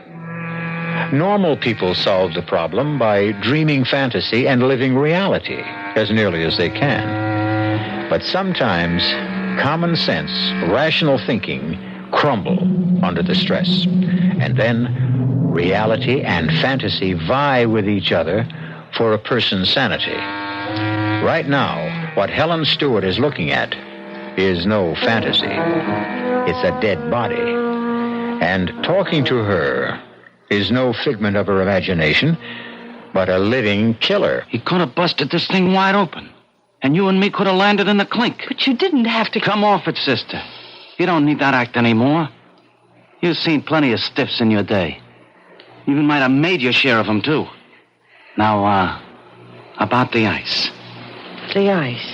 The diamonds. You got no choice. You got to deal with me now. It's me or nobody. Neither one of us can hang around here much longer. It's going to get hot. Mr. Perry, you see, I don't have the cops, the feds, and I'll bet the Interpol guys are in on it, too. You don't heist that kind of ice without everybody taking a hand. Hey, tell me something. How'd you doing? I want to get out of here. Oh, sure. I shouldn't be bothering you with questions, but... What a caper that must have been, huh? I've got to get out of here. Okay. Let's get back to the hotel. You bring the ice to me, I'll be in my room. And I'll have something for you, too.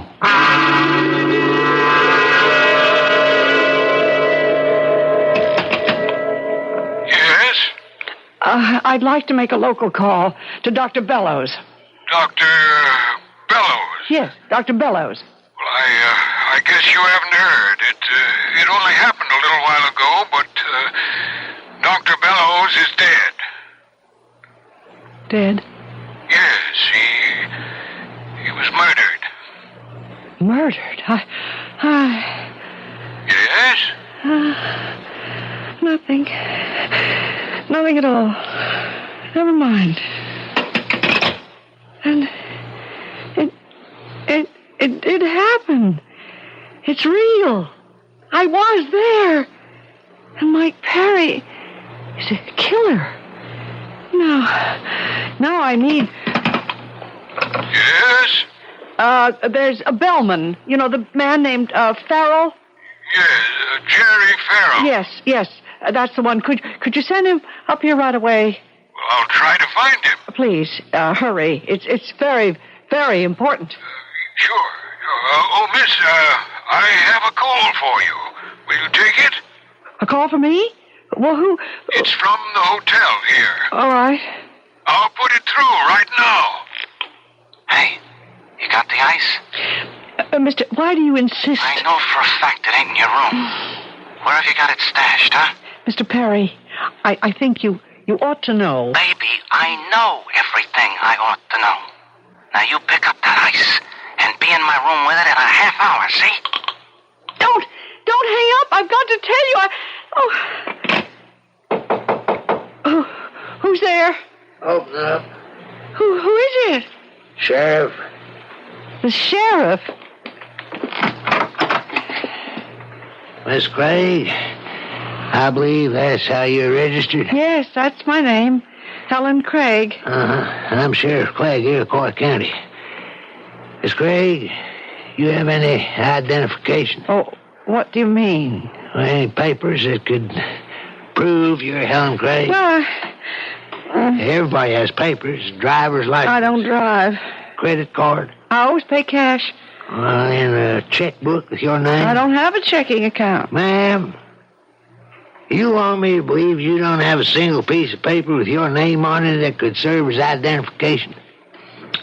That's right. I don't suppose I have.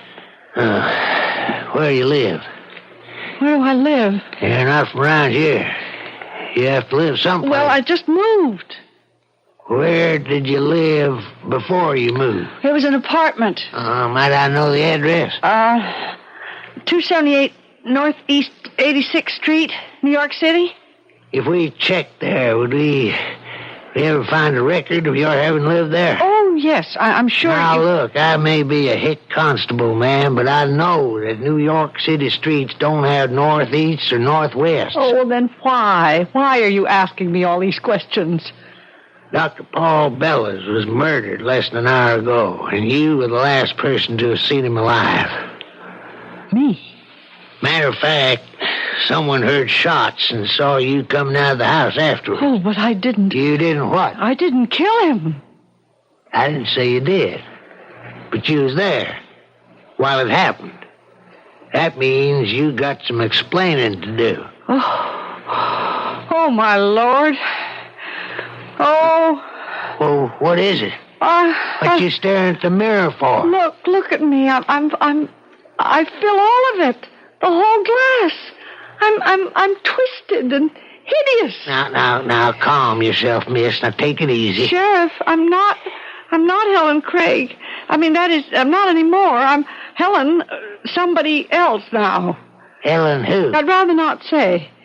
See, I blundered into something. I was mistaken for somebody else, and then... Just tell us who your husband is and where you're from, and we can clear this up quickly. Please, let me do it my way. I'm running away from him, and I can't just call on him to help me the first time I get into trouble. But do you have any idea of how much trouble you might be in? Yes, and it could ruin him. So, you see, I'd rather do it my way. What's your way? See, there's a man right here in the hotel. He can clear me.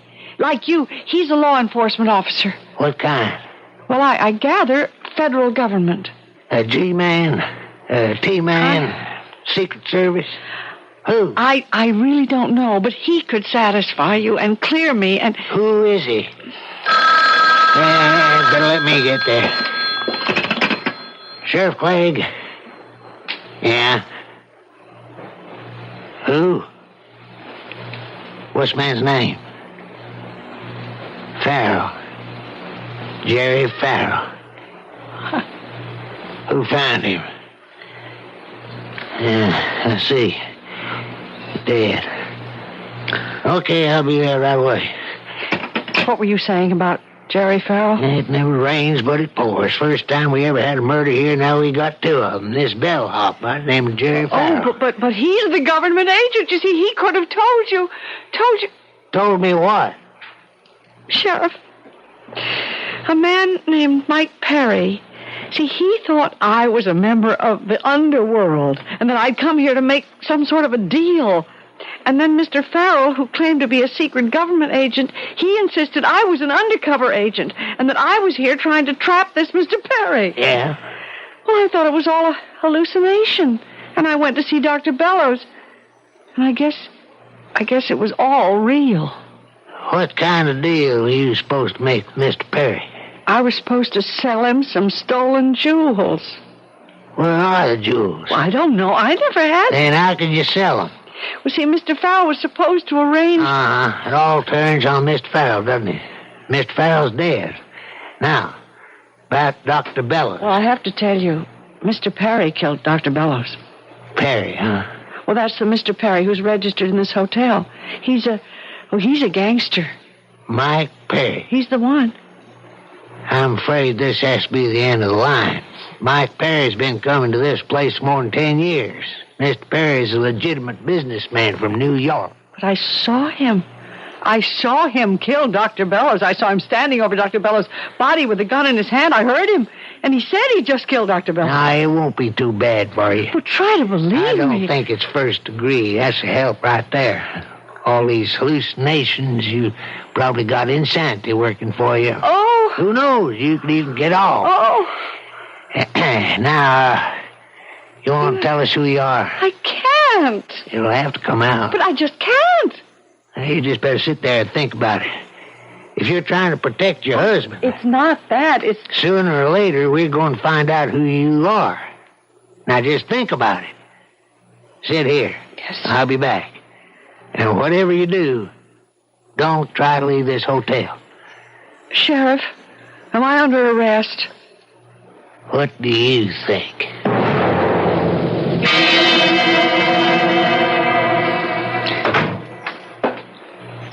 Who's there? Who do you think, baby? Oh, Mr. Perry. Well, where's the ice? I don't have it. You don't have it, huh? Now, what are you trying to do? Play me for a sucker? Mr. Perry, I have tried to explain. You would never listen. I'm not who you think I am. You figure you can make a better deal somewhere else? I'm not out to make any deal. Now, will you please leave me alone? No. Not till I get the ice. I'm in enough trouble. The sheriff thinks I killed Dr. Bellows. Don't hand me that. It's true. I'm here to finish the deal. All right. The deal. With the big fella, as you call him. That was for... give or take $1 million. You said you could pay half, all right? Show me your money. Oh, I see. I see what this is. You want a deal? Where's the money? Well, the money comes later. The money comes now. And I don't think you have it. You know, you could be right. That gun isn't going to help you. Oh, honey, a gun always helps. Shoot, and they'll hear you. Not this time. I got a silencer. And what do you hope? The ice is in this room. I'll find it. Mr. Perry. Meanwhile, I'll just take care of you. Don't! Sheriff! The sheriff. What are you doing here? I saw him walk into your room, so I thought I'd listen. I was wrong about him. Oh. Hey, what's the matter? I think I'm going to faint. Well, don't. Will my husband ever find out? We got to check with the government, see how much of this can be released.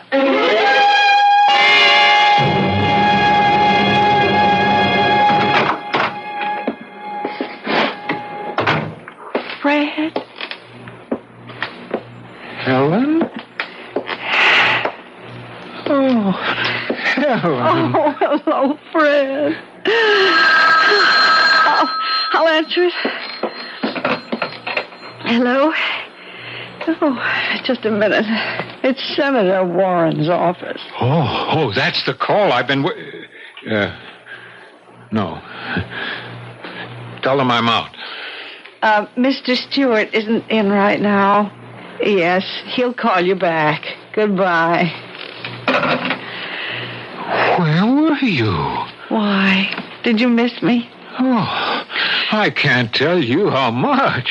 Well, you see, I just went away. Oh, I missed you so much. I almost went out of my mind. Did you?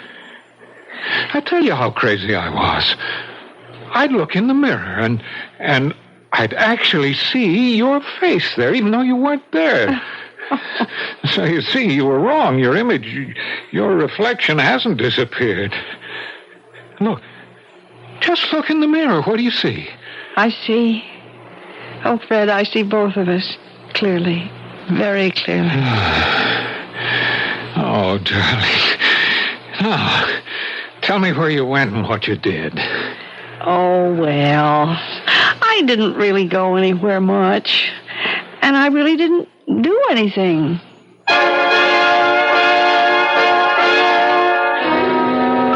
It shows you. What's reflected in a mirror anyhow? What's behind the face you see? Next time you notice a quiet, mousy little matron on a plane, a train, or a bus, don't dismiss her out of hand. Don't dismiss us either. I'll be back shortly.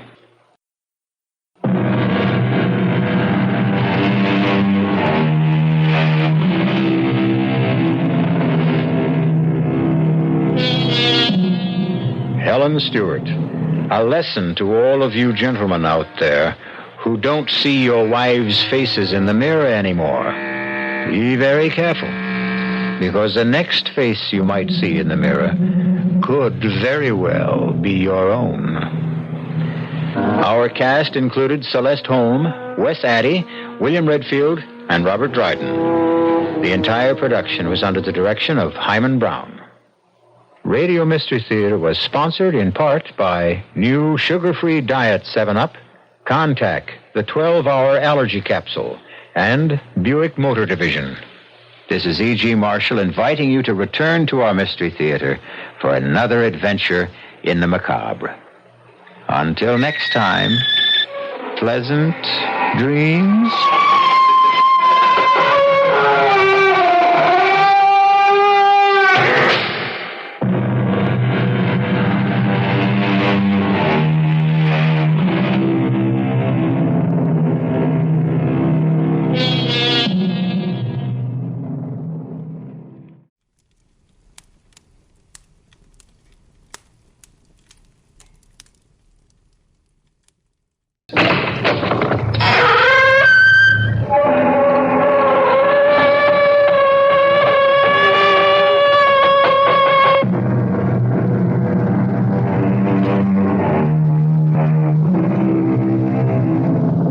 Come in.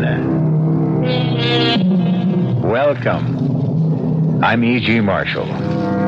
Do come in. Make yourself comfortable, because I'm going to tell you a nice, quiet little ghost story. Nothing to frighten you. Not badly, at any rate. Nothing to make you run screaming into the street. No, the most this ghost story can do is make you snuggle down deeper under the covers and reach out for a hand to hold. A hand, I trust, that is firm and warm, not clammy and cold. There are some who don't take too well to the idea of dying. I can't say that I do myself. No, you look to me like one that would go quietly. Do I really? No fuss, no bother. Take it for what it is. The logical end to life. But those others, oh, look out for them. I don't think I know what you mean. What others? The ones that don't find death logical at all.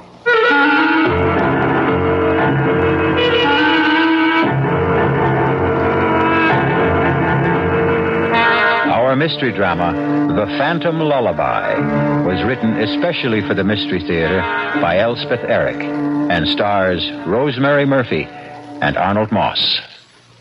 It is sponsored in part by Contact, the 12-hour allergy capsule, and Anheuser-Busch Incorporated, brewers of Budweiser. I'll be back shortly with Act One.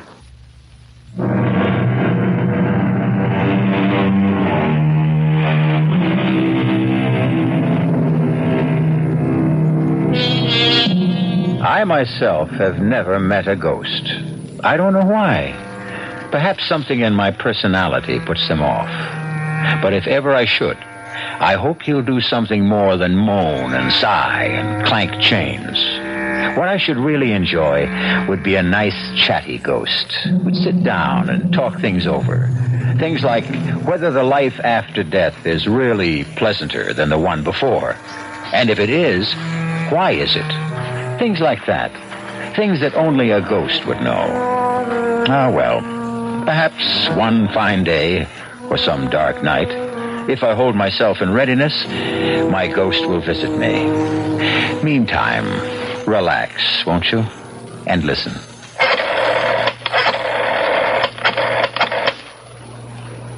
Hello? Intercoastal Airlines? Well, can you tell me if Flight 509 from New York is on time? Yeah, I'll hold on. Ellen's room is finished. Good. I've ordered new curtains. Oh, I hope she likes her room. Oh, I'm sure she will. I'm sure she... yes? Oh, it is? Well, good. Thank you very much. The plane's on time. Well, you better get started then. Yeah. Don't be nervous. I'm not nervous. It'll only make her nervous if you're nervous. What are you looking in the closet for? My overcoat. It's on the chair. Oh. She's only been away 4 days. It's not a question of how long she's been away. It's what she went away for. I know that. Well, then why say a foolish thing like only 4 days? Please. I'm nervous, too. Well, what do you think you're doing now? This couch shouldn't be here. It should be over there. That's an 8-foot couch. Don't try to move it by yourself. I can do it. Let me have the superintendent, please. Emily, will you stop that? I'd help you, but I have to get going. I don't want Ellen standing around the airport. Hello? This is Mr. Keene, Penthouse B. Yeah, we just moved in. We're not quite settled in yet, and I have to go to the airport to pick up my daughter. Could you possibly help my wife move a few pieces of furniture? No, we want the place to look extra nice. Our daughter's never seen it, and... Oh, that's great. That's just great. Thank you very much. You'll be up in a couple of minutes. Howard, do you think Ellen will like this apartment? Well, I certainly hope so. It's costing an arm and a leg. What with the terrace and everything, her own bathroom, a real dining room. Well, the idea is to give her a change, new surroundings, blot out everything that happened.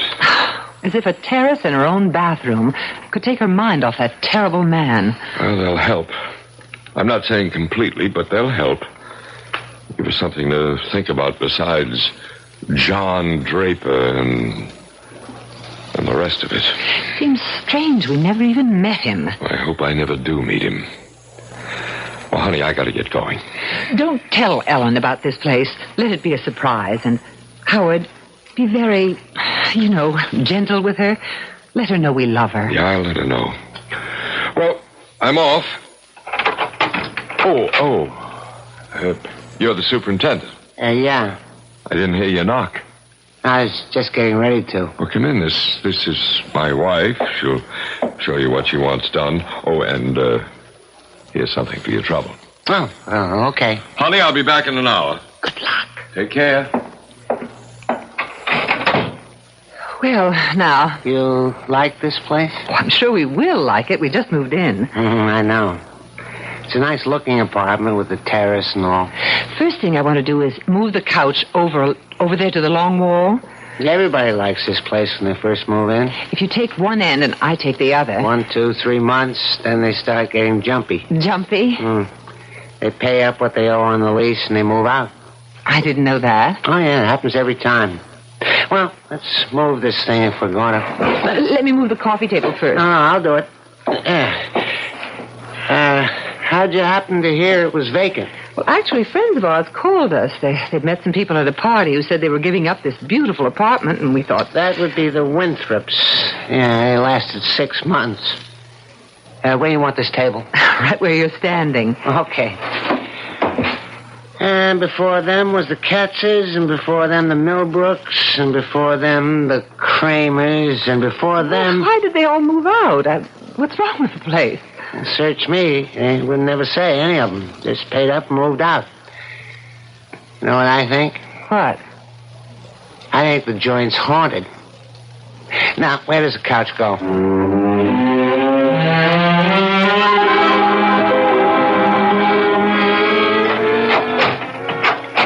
Enter, young lady. Ellen. Darling, it's so good to have you back. I'll put the suitcase in the bedroom. When you see your bedroom, darling, make allowances for the curtains. I had to put up your old ones, and they're too short, but I'm expecting new ones, maybe today. But I got you a new bed. Oh, heavens, the fuss they made about delivering it. So, what do you think? Do you like the apartment? It's very nice. Come, look at the view from the terrace. Come on. You can see for miles. Isn't that spectacular? Spectacular. Well, you can take a good look at it later. What would you like to do now? I don't know. Take a hot bath? You have your own bathroom now. Really? Do I? Or would you like to just sit and talk? All right. If you want to. Ellen, was the operation very bad? You mean the abortion? No. It wasn't bad at all. I'm glad of that. I opened your suitcase. Led a little errand, huh? I didn't unpack anything, though. I'll do it. You want to do that now, dear? Maybe take that hot bath, and I'll start lunch, and then when it's ready, I'll call you. All right. Is the door on the right? Oh, here, I'll show you. I'll find it. And the bathroom opens right off of it. Howard, what's wrong with her? I don't know. She was like that all the way in from the airport. Like a sleepwalker. Like a zombie.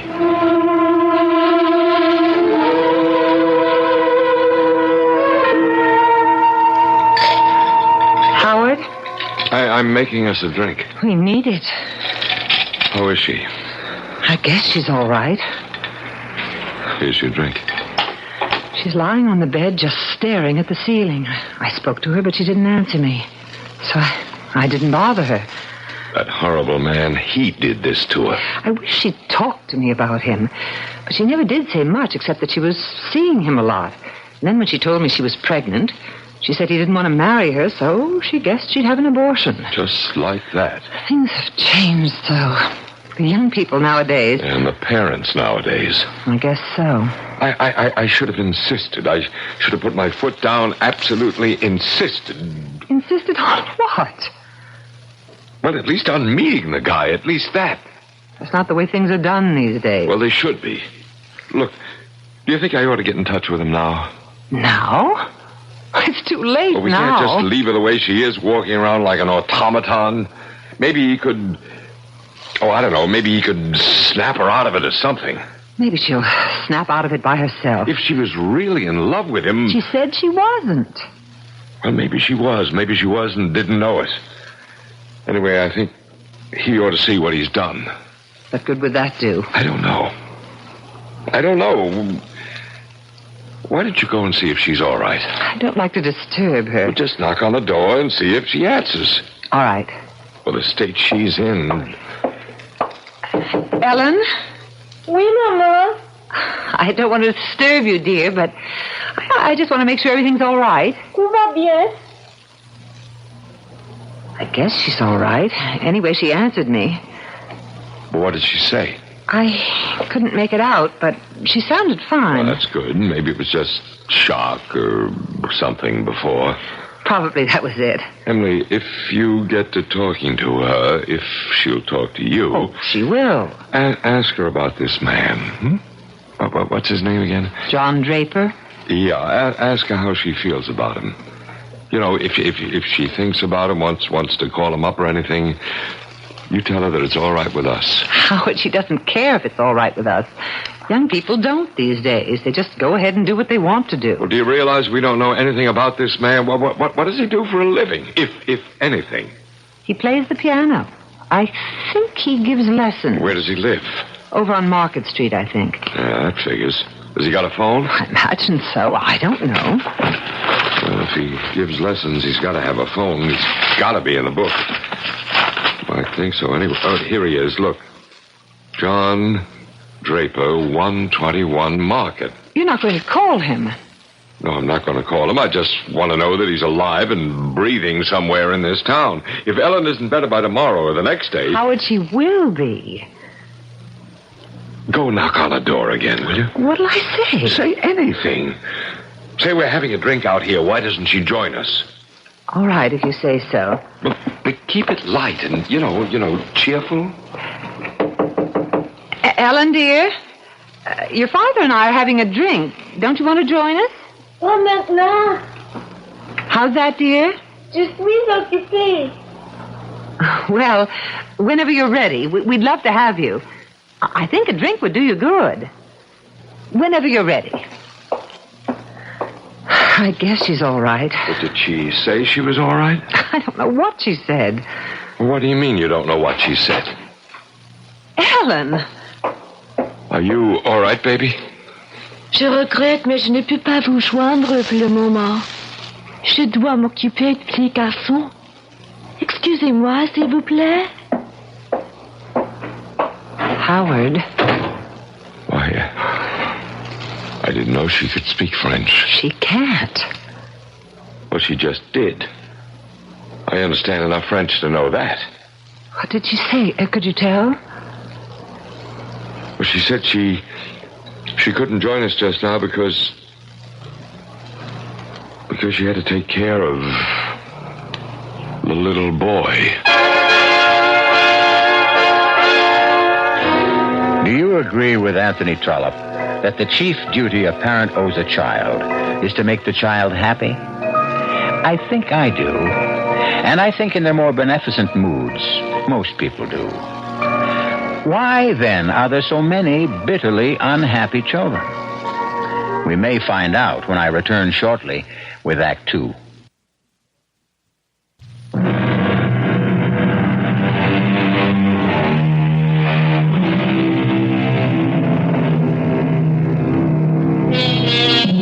Ellen Keene, only daughter of Howard and Emily Keene, came home a little while ago after the removal of an incipient life from her body. In the new penthouse apartment her parents have rented in an anxious effort to lift her spirits, she has just now delivered her longest utterance since she arrived. Je regrette, mais je ne peux pas vous joindre pour le moment. Je dois m'occuper du petit garçon. Excusez-moi, s'il vous plaît. Howard? Why, I didn't know she could speak French. She can't. Well, she just did. I understand enough French to know that. What did she say? Could you tell? Well, she said she couldn't join us just now because she had to take care of the little boy. What little boy? Well, how should I know what little boy? Howard, the operations affected her mind. No, don't say that. That's not true. It must have meant more to her than we knew. How could we know she acted as though it was nothing? That's how young people are these days. I'm going to call that man. John Draper? What good would that do? He ought to know what he's done. Howard, it isn't right to blame it all on him. I don't care. There, here. Here's his number. I don't see why you think he can help. Well, maybe she still loves him. Maybe he can get through to her. Maybe. Hello? Mr. Draper? John Draper? Yes? I'm Howard Keene, Ellen Keene's father. Yes? Ellen came home a little while ago. I thought you might like to know. How is she? Is she all right? No, she's not all right. What's the trouble? They didn't hurt her, did they? Physically, she seems to be all right, but other way, she's not. I'm glad you called me. What can I do? My wife and I thought it might help if you came to see her. Why, of course, right now. If you can. I'll have to cancel some lessons, but I'll be there as soon as I can. Oh, hold on just a minute. We've moved to a new place. Oh? You've moved? Yes, we took a penthouse on the spur of the moment, just moved in this morning. It's at 42 Seated Terrace. Do you know where that is? 42 Cedar Terrace? Yes, penthouse B. Have you got that? Hello? Mr. Draper, are you there? Hello? I'm sorry, Mr. Keene, but I'm afraid I won't be able to get there after all. Give Ellen my love. Hello? Mr. Draper? Hello? Howard? I don't get it. He was very nice, very concerned about Ellen. He wanted to help. He wanted to come to see her right away, and then all of a sudden, when I gave him the address, he made a sudden switch, and he said he was sorry. He couldn't. Why would he do that? Thought it over, I guess, decided he wanted no part of it. But you said he sounded nice at first. He's not going to get away with it. Howard, what are you going to do? What was his address again? It's right there in the phone book. I'm going to get him to see Ellen if I have to drag him here.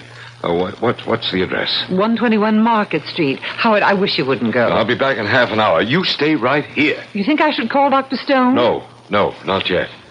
Well, what could we say to him? That our daughter talks to us in French when she doesn't know any French? That she says she has to take care of a little boy when there isn't any little boy?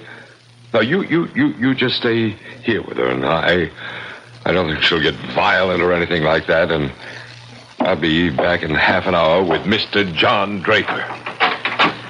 Oh, dear. Ellen? Ellen, honey? Ellen, don't you want to come out now and have some lunch? I could fix us both a sandwich and some soup. Je suis occupée. We haven't had a chance to talk. Va-t'en, maman. You're sure you're all right? Tout va bien, maman. That's the phone buzzer from downstairs, dear. I have to answer it. Yes? This is Super, Mrs. Keene. I got a big package down here for you. Package? What kind of package? It's big. It's from, wait a minute, Standish Decorators. Oh, it must be the curtains for my daughter's room. You want me to bring it up? Yes. Would you please? Yeah, I'll be right up. Thank you. Ellen, darling? Ellen, the curtains for your room have come. You remember I told you I ordered new ones? What do you think? Shall we take down the old ones and put up the new ones? I'm dying to see how they look. Ellen, dear? Ellen? Voilà, mon petit. Ne pleure pas, mon petit. Ellen? Ellen, answer me. Va-t'en, maman. Je suis occupée. Dear God. I don't know what to do. I don't... Yes, I'm coming. I'm coming. Just a minute. Your package, Mrs. Keene. Thank you. Thank you. You, okay, Mrs. Keene? What? Well, you look kind of peculiar. I do? What's the matter? Ghosts been bothering you? Ghosts? I told you the place was haunted. Yes, you did, didn't you? Didn't think they'd be getting to you so soon, though. Look, come in for a minute, will you? Do you mind? I'd like to talk to you. Oh, yeah, okay. Tell me why you say this apartment is haunted. It was just a guess. You don't really know, do you? No, I don't really know about this apartment, no, but I know quite a lot about ghosts from personal experience. Tell me what you know. Well, I guess everybody knows that ghosts are no more and no less than the spirits of the dead who won't leave the earth, right? I mean, that's pretty obvious, wouldn't you say? I wouldn't know anything about it. Oh, well, I thought everybody knew that. Well, that's what they are. The only difference between one ghost and another being why they won't leave the earth. Why they keep coming back to haunt. And there's various reasons why. Like what? Well, they could be they're in love with some live person who returns that love even after death. That's one reason. What other reasons are there? Well, there's a ghost that won't admit to death, a ghost who resents the people who've gone on living. Now, this, generally speaking, is the ghost of some person who is used to lording it over everybody in life and comes back to try to lord it over them some more. That's another reason for ghosts. What other reasons? Then there's the kind that just can't understand how it happened. How what happened? Death. Their own death. That's the kind of ghost I understand very well. My sister's one of those. You mean your sister doesn't understand how she happened to die? Is that what you mean? She was 12 years old. She was on her way to school. And a car came along with a drunken driver behind the wheel, and the car swerved up on the sidewalk and killed her. She never knew what happened. Before she knew anything, she was dead. And her ghost comes back? Every night. Every night I wake up and hear crying. What do you do? I try to explain it to her, but what can I say? It doesn't make any sense. Drunk in a car and her on her way to school? No, it doesn't make any sense. It makes more sense to kill yourself, don't you think? That way you got something to say about how you go and when. Not just leave it up to some drunk in a car. Well, that's my opinion anyway. All right, I better be getting back downstairs. Couldn't you just stay for a little while? I don't feel like being alone right now. My husband will be home in about half an hour. He went to see somebody over on Market Street. No, I can stay a little while if you like me to. I'd appreciate it. We'll talk about ghosts, huh? That's my favorite topic. Ghosts.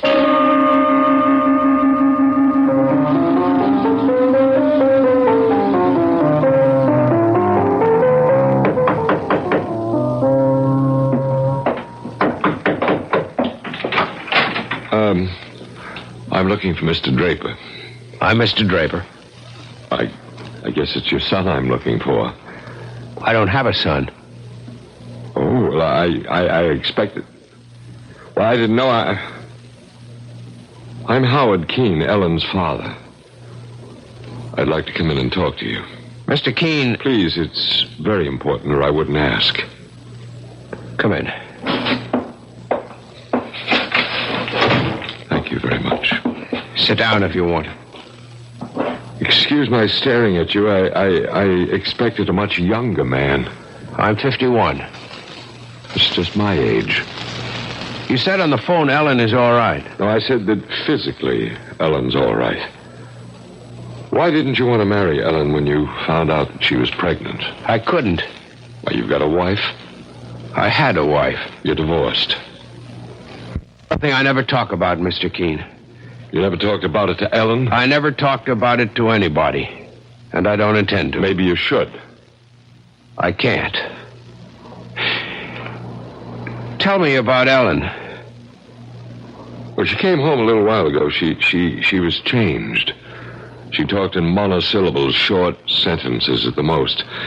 And we thought after what she's been through, maybe that's only natural. So my wife told her to have a bath, take a nap, and we'd have a drink, lunch. Well, while my wife and I were talking, Ellen came out of a room and spoke to us, quite a long speech. And every word of it in French. In French? Now, Ellen doesn't know any French. Well, you never spoke to her in French, did you? Never. Well, never. I just wonder. What did she say in French? Well, she said she was sorry she couldn't join us for a drink, but she had to take care of a little boy. What little boy? I have no idea.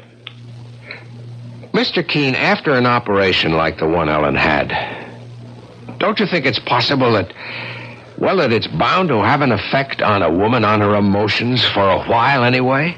I don't want it to go on for too long, and that's why I called you. You thought I could help? I hoped you could. Get your coat. I've got a cab waiting outside.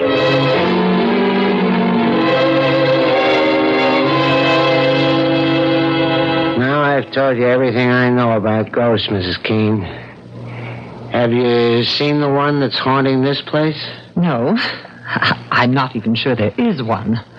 Well, I'll be getting on downstairs if you don't need me for anything.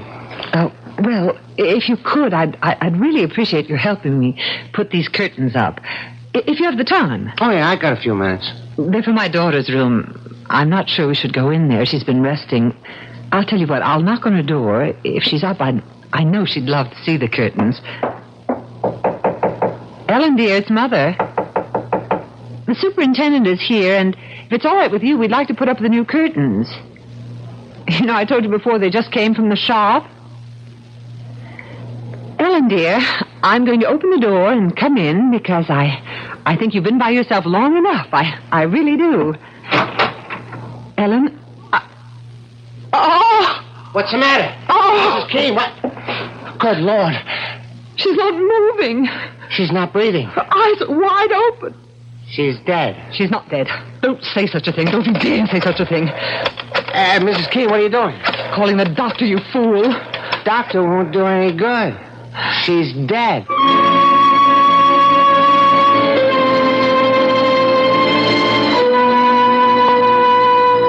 Man is the only animal who knows that he will die. So said the great Voltaire. The knowledge that he will one day cease to live permeates man's days and poisons them a little.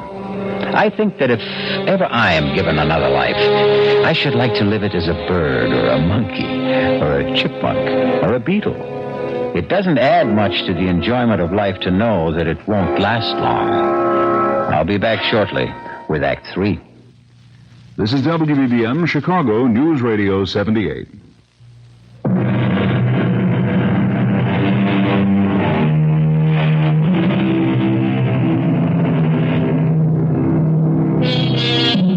You remember I promised you a quiet little ghost story? I think I've kept my promise so far. Though, of course, in any story, there must be an explosion or two. At this moment, Mr. Keene, Ellen's father, is preparing to enter a taxicab with Mr. Draper, Ellen's one-time lover. You say you've been married? Yes. But you weren't divorced? No. Your wife died? Yes. I see. How long ago was that? What? How long ago did your wife die? 25 years ago. Did you and your wife have any children? Yes. One. Where is the child? Dead. At birth? No. I feel a little bit like a heel asking you all these questions, but I'm concerned about my daughter. I'm concerned, too, or I wouldn't have come with you. I understand. I think I understand. You've never wanted to get married again, is that it? Never. Even after all these years? I met my wife in Europe towards the end of the war. The big war. I'd been doing very well in business. I was on my way to making it big when I got drafted. I didn't like being drafted, but I went anyway, and she was the one bright spot in an otherwise drab and miserable Army career. I brought her back here. She had a child, and they both died. I stopped making money. I started playing the piano, and I've been at it ever since then. But you were in love with Ellen. I hope you don't mind my asking. I don't know what that means, to be in love. I'm not saying there's no such thing, but if there is, I've forgotten, or I never knew what it's like. I'm very sorry for you. It's very kind of you, but don't bother. Cedar Terrace is the next right turn, driver. Are we nearly there? Next right, about half a mile. My wife and I just moved in. We wanted to do something for Ellen. We heard through friends about this marvelous apartment that was suddenly available, a penthouse of all things. Penthouse B, you said? Yeah, we took it on an impulse, thinking it'd be something for Ellen to come home to take her mind off everything. You know, what she'd been through. And did it? No, she's hardly said a word about the place since I brought her home from the airport. She's hardly said anything about anything. Just a few words of French and that one thing about not being able to have a drink with us before lunch because she had to look after a little boy. How could she speak French when she doesn't know any French? And what little boy did she have to look after? I don't understand any of it, not any of it. Hold on. We're almost there. Maybe Ellen will be all right, more of herself anyway, and then you can ask her. You just hang in there for a couple of minutes more.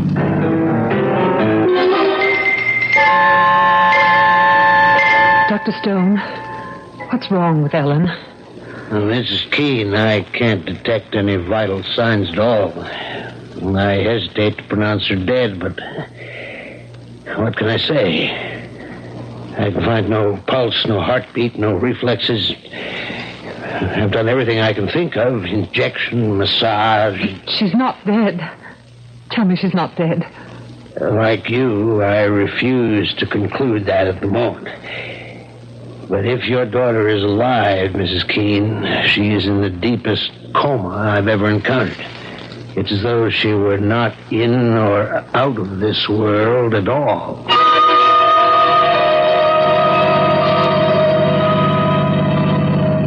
It's that tall building on the corner, driver, number 42. A very tall building. What's that? I said it's a tall building. Well, compared to the way they build them nowadays, it's not so tall, but I guess when they put it up, it was considered pretty daring. Hey, what do you think you're doing? I just can't. You get back in there. Driver, stop the cab. Hey, stop. I can't go up there. I can't. I don't care if you can or can't. You're going to. Now, march. Don't you try anything now. I got hold of you. I can't do it. You let me pay the cab. Here you are, driver. Now you get going. Mr. Keene, I know you think this is very strange. You bet I think it's very strange. I can explain. After you've seen my daughter, you can explain. Now, you get in the elevator there. Right now, Ellen's the only one I'm interested in. Push that button that says penthouse. Penthouse B. That's right.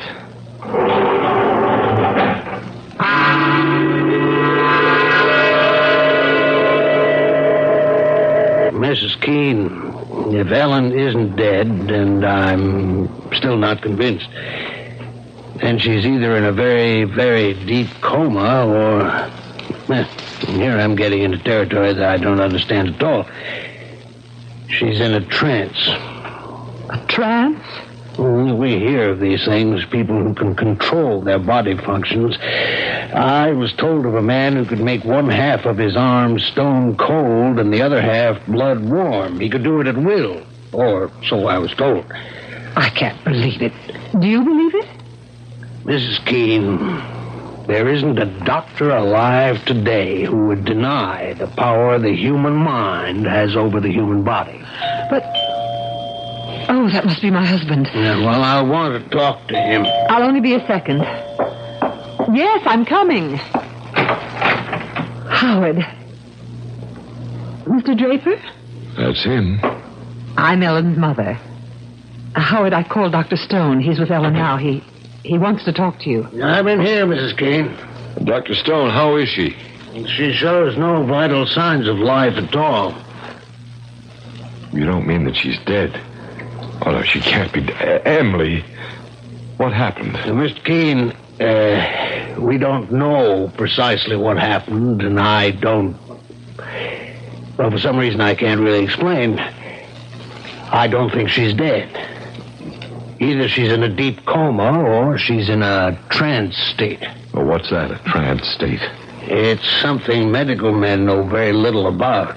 So I want your permission to take her to the hospital and have her examined by another doctor there. And if he gives us no convincing diagnosis, we'll call in a psychic healer.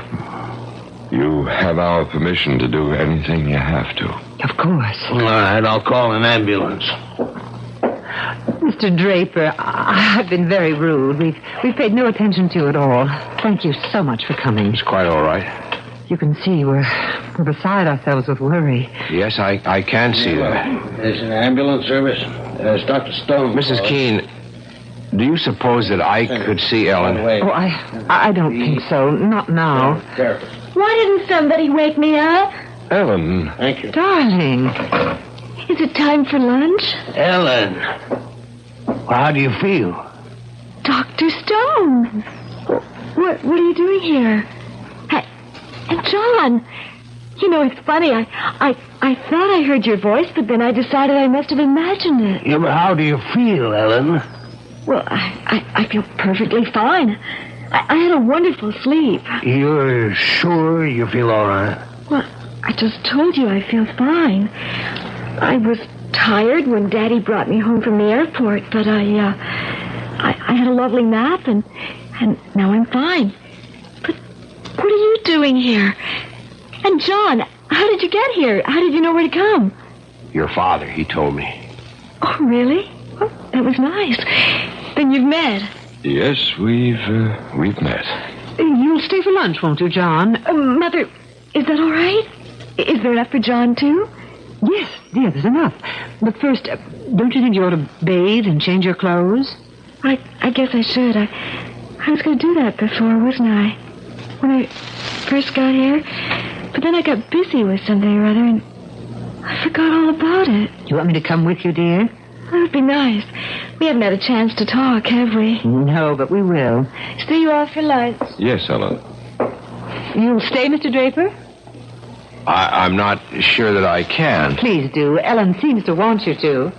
Mr. Keene, I don't know any of the whys or wherefores, but your daughter seems to be all right. Yes, she seems to be. All right. I'm going back to my office. I'll be there all afternoon. If anything happens to alarm you, please call me. I can be here in 5 minutes. Thank you, Dr. Stone. No, don't bother to come to the door. I'll let myself out. I'm glad she's all right. I suppose you don't believe there was ever anything wrong. I don't know. After all, you didn't see her when she was, well, the way she was. I know your daughter very well, Mr. Keene. I know what a sensitive girl she is. I told you in the taxi that I didn't believe I knew the meaning of being in love.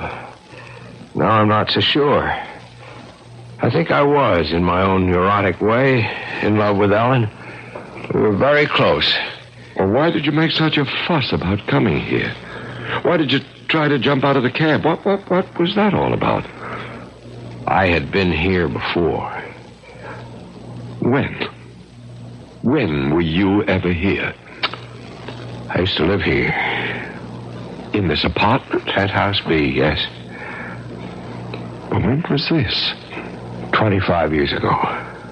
You lived here with your wife?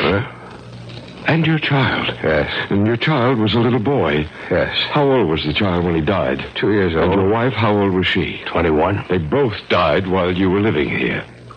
I can see why you wouldn't want to come with me. It's not just that they died. Well, what was it? It was the way they died. Tell me about it. When I came back from Europe, I started up in business again. The business which the war had so rudely interrupted. I was determined to work my way up the ladder again, and I threw myself into my work. I think my wife felt neglected. Truth is, I did neglect her. But it wasn't just my neglect. She was a foreigner. Even after 3 years, she hadn't learned to speak English. She was shy. She didn't make friends. She was alone a great deal, except for the child. And one night, I was at my desk working over some papers when she came into the room with the child in her arms. She spoke to me. I don't remember what she said, but I remember that she spoke to me. I had every intention of answering her. But I didn't want to be bothered at that precise moment. Half a minute later, I turned around and she wasn't there. She had jumped from the terrace. She had jumped from the terrace with the child in her arms. Good Lord. Do you think it's possible? I know how far-fetched it sounds, but Is it possible that the little boy Ellen told us she had to look after was the ghost of your son? I don't know what else to think. Do you? Tell me something. What nationality was your wife? My wife is French. It all begins to fit together, doesn't it? When you stop and think about it.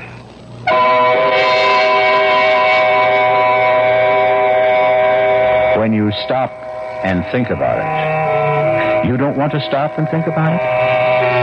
That such things don't bear thinking about? All right. Don't stop. Go right on doing the things you've always done. Waking in the morning, putting in the hours until it's time to go to sleep again. Don't, for an instant of your busy day, think about such things. But that won't make the things go away. Now will it? I'll return shortly.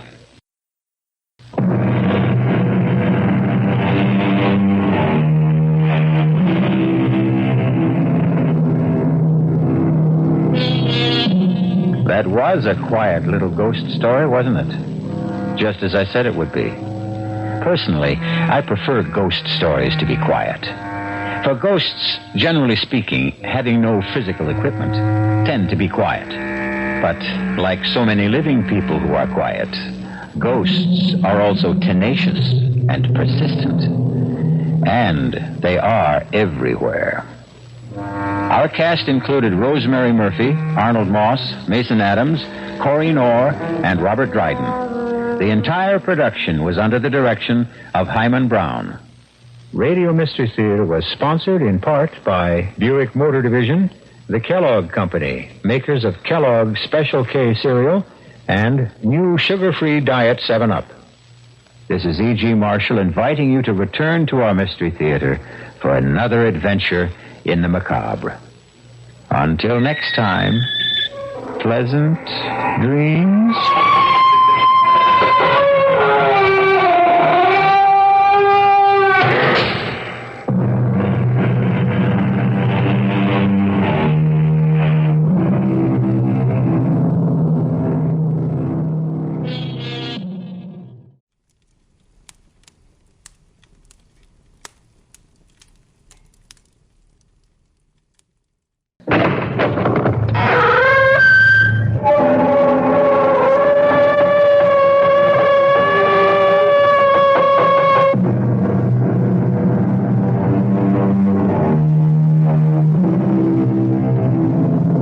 Come in. Welcome. I'm E.G. Marshall. I've been waiting for you. Welcome to the world of suspense, imagination, a world where nothing is impossible and everything is foolproof. At least that's what Peter Vincent thought, the hero of our tale.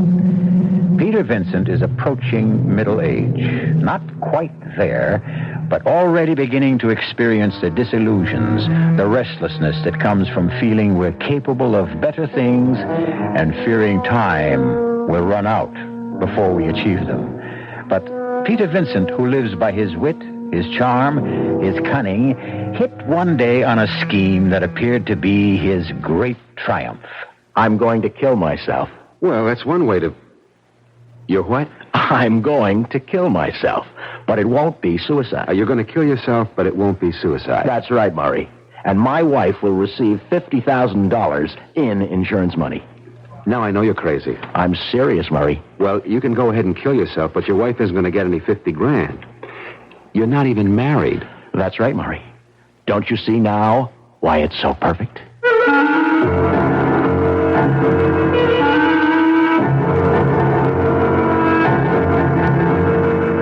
Our mystery drama, Dressed to Kill, was written especially for the Mystery Theater by Bob Juhran and stars Robert Morse. It is sponsored in part by new sugar-free Diet 7-Up and Buick Motor Division. I'll be back shortly with Act One.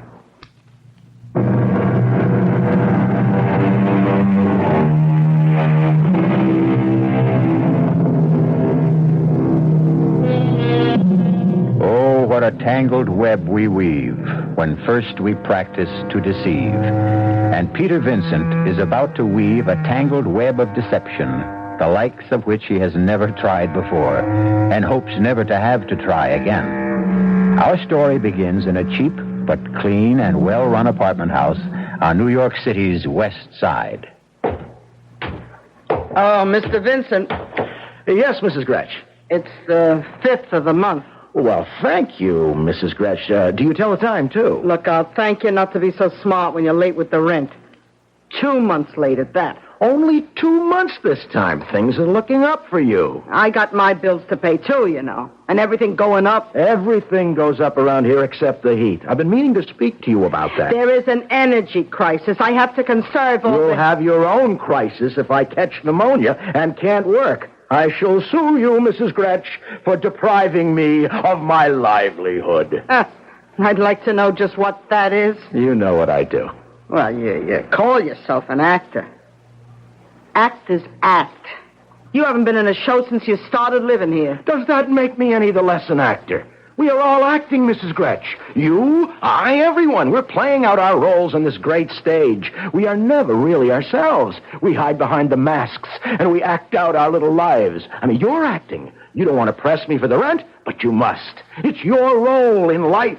So you step upon the stage as you are now, the star of this mini-drama, acting the part of the miserable, harassed landlady insisting on the rent. And you do your part extraordinarily well. Have you ever thought of going on the stage? Well, my sister was always telling me I had a nice voice. And she's right, she is. I may speak to my agent about you, yeah. I might just be able to get you a part. But get me the rent instead. Beautiful, Mrs. Gretsch, that was beautiful. You have a natural sense of timing. You'll make a wonderful heroine someday.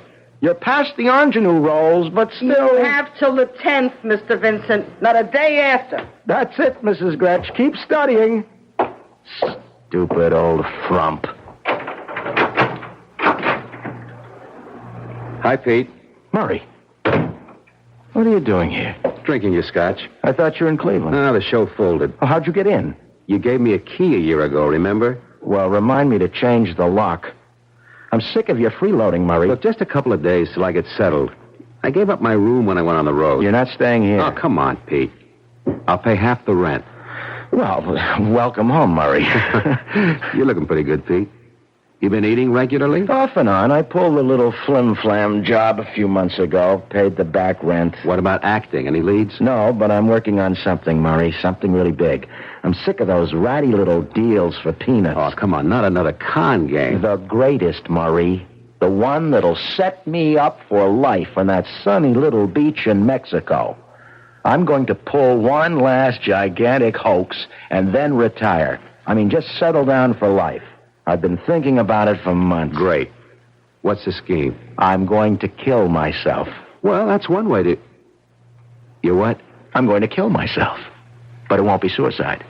You're going to kill yourself, but it won't be suicide. That's right, Murray. And my wife will receive $50,000 in insurance. Now, I know you're nuts. I'm serious, Murray. How can you be? You may go ahead and kill yourself, but your wife isn't going to get any $50,000. You're not even married.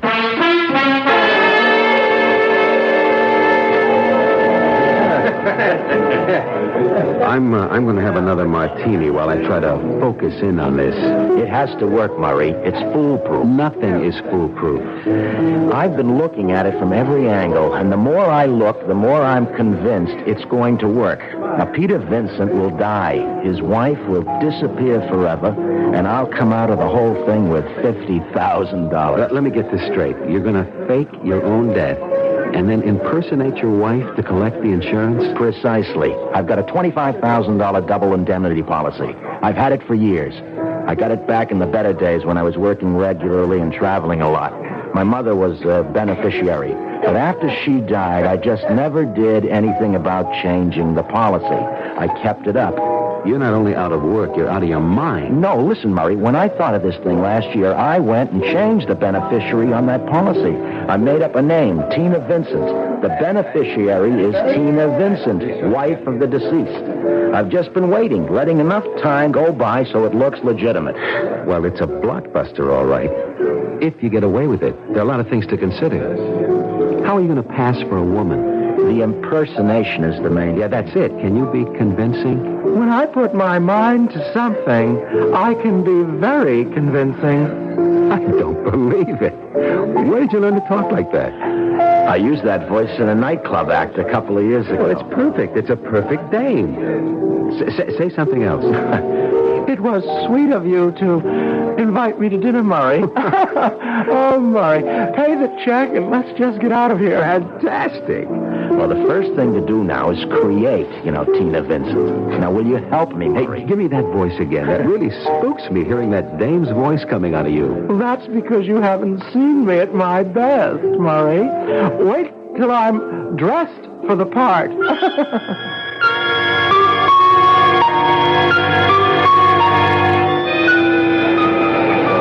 May I help you, sir? Oh, yes. I was interested in these pantsuits. Oh, well, these are on sale today. Is it a gift for your wife, perhaps? Yes, you might say that. For my wife, yes. Oh, well, how nice.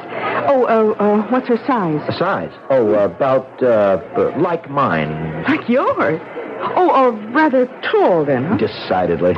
Oh, let me see. I'd say about an 18 tall. And if it doesn't fit, you can always bring it back. Fine.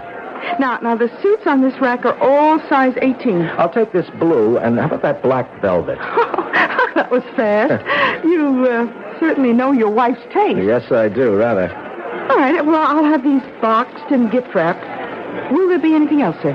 Yes, as a matter of fact, she's been wanting a new wig. Oh, yes, sir. Step this way. Next counter down.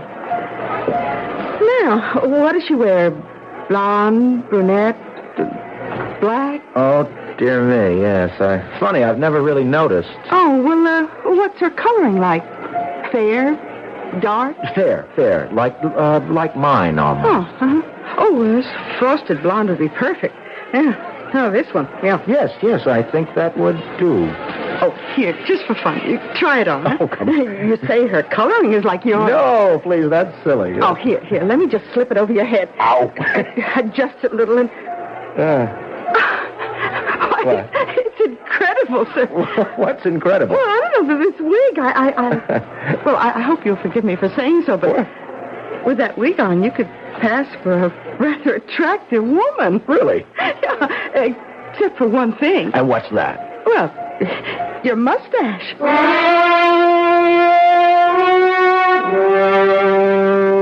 Well, Murray, how do I look? Like a tall Doris Day. Come on, will you? Come on, what have I forgotten? Now, what is wrong with this whole image? Nothing. I gotta admit, it's perfect. Yeah. Have I got on too much makeup? No, I don't think so. Lots of women go in for heavy makeup. Well, there's only one sure way to find out. The acid test. Go out in public. Precisely, because I've got to be convincing as a woman before I've gone too far. Where are you going to start? Well, first I'm going to open a bank account. I've got to establish some sort of identity for Tina Vincent. Just impersonating a woman isn't good enough, because when I get down to the final act, applying for the insurance, I've got to prove that I really am Tina Vincent. I've got to have identification. You sure have thought this thing out, Pete. I've been planning it for almost a year. Well, I'm going to start with the bank. Oh, lend me $50, will you? No, I promise you, you'll get it back in spades when this whole thing's over. Yeah, when you're in Mexico, you mean. Come on, Murray. Be a patron of the arts, huh? Where's your imagination? Now, come on, don't let a little thing like a few bucks keep us from carrying out one of the greatest schemes of all times. No wonder you don't have to work. Okay. Here. You won't regret it. You want to come along and watch the fun? I wouldn't miss it for the world. I paid $50 for that reserved seat.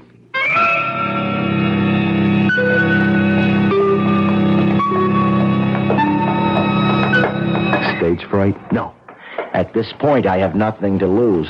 Let's call it a first read-through. Okay, give me that Tina voice again. You got to get in character. Good afternoon. I'd like to open a savings account. Perfect. Is the wig straight? Yeah. Everything looks fine to me. Okay, Murray. All right. All right, here I go.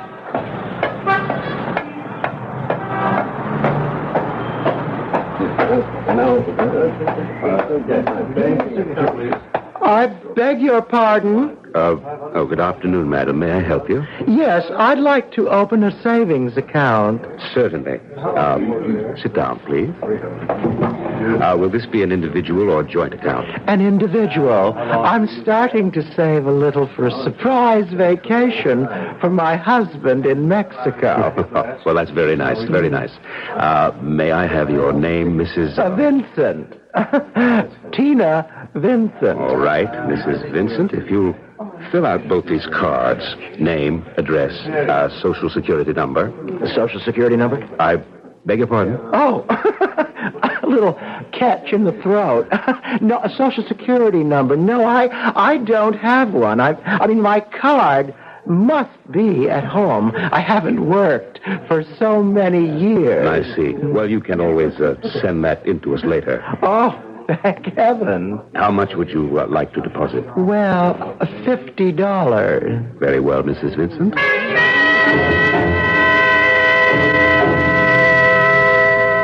You should have seen his face when I dropped back to my own voice for that horrible second. Did he realize? I don't think so. He was startled, but I carried it off.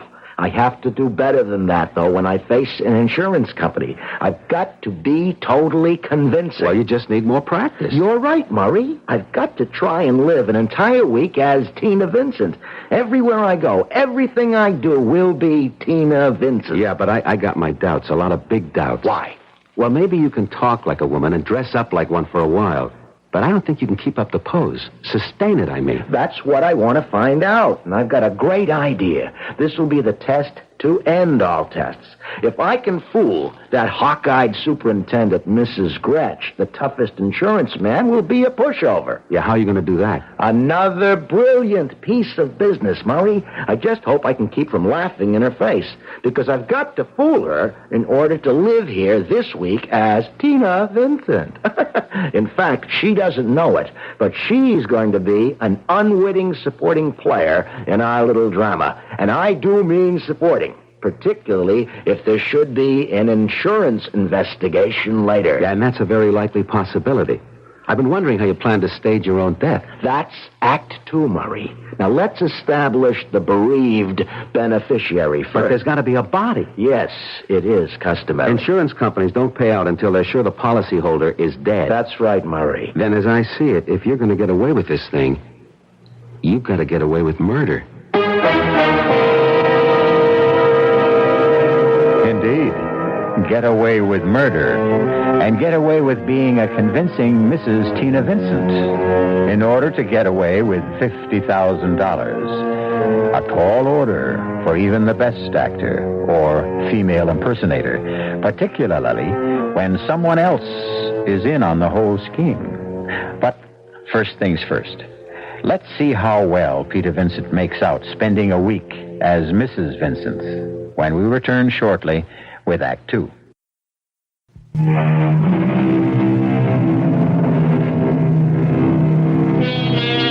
Peter Vincent, con artist, sometime actor, is preparing what he considers the greatest scheme of his career, impersonating his own beneficiary, Mrs. Tina Vincent, to collect his own insurance. But first, he must prove to others and to himself he can carry out the impersonation. So, for the next few days, Peter Vincent will disappear, and Mrs. Tina Vincent will take over. Who is it? I'd like to see the superintendent. What do you want? I'm looking for a man named Peter Vincent. I was told he lives in this building.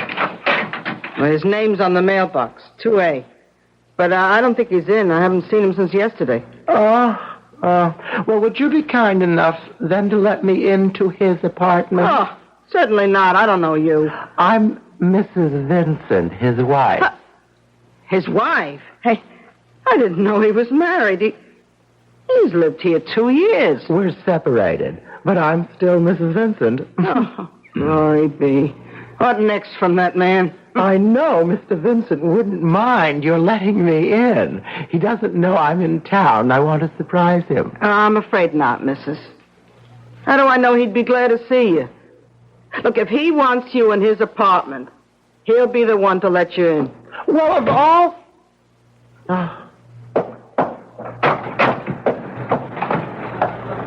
Well, how'd it go?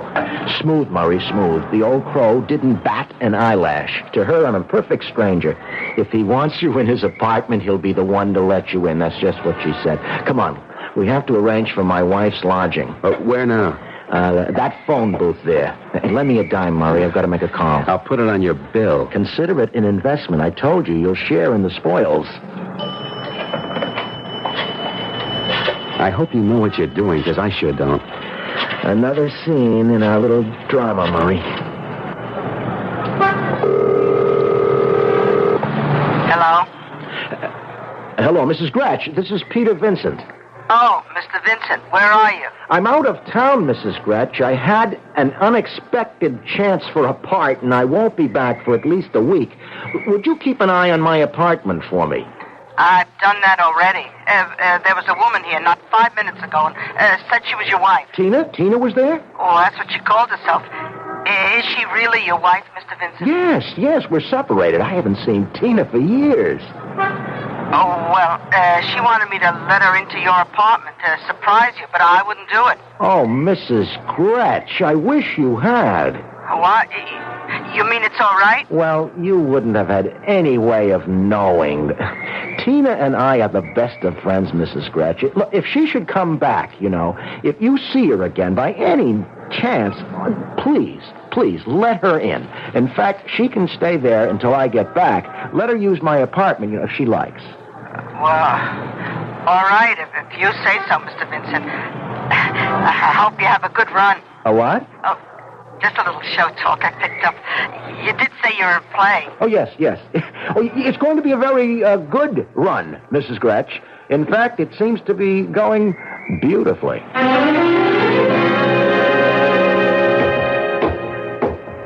Oh, just a minute, sir. Yes? I know you've been staying with Mr. Vincent, but now things have changed.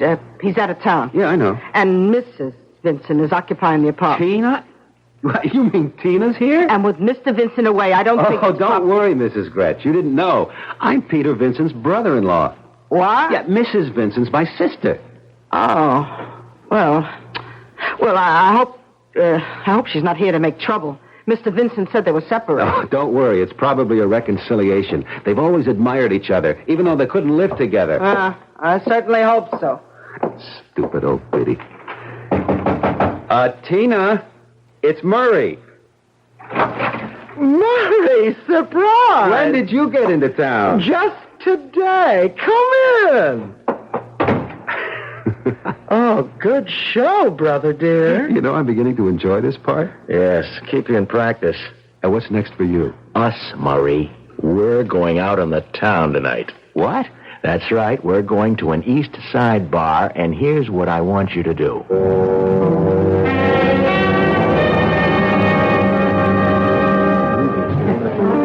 Another martini, Murray, please. Bartender, a martini for the lady. And let's make this the last. Oh, Murray. You've been drinking too much, and you know it. Murray, please. Look, I know when you've had too many martinis. I don't know why I'm sap enough to keep ordering them for you. Murray, I am all right. You're the one. I'm the one. I'm as sober as a judge, and I can see what's happening to you. Murray, this is very... Murray. That's all I ever hear from you. I'm getting out of here. I'm sick of you whining and complaining. Goodbye. Murray! Hey, honey. What? He ain't coming back. What are you drinking? I don't drink with strangers. I'm Harry Watson. How do you do?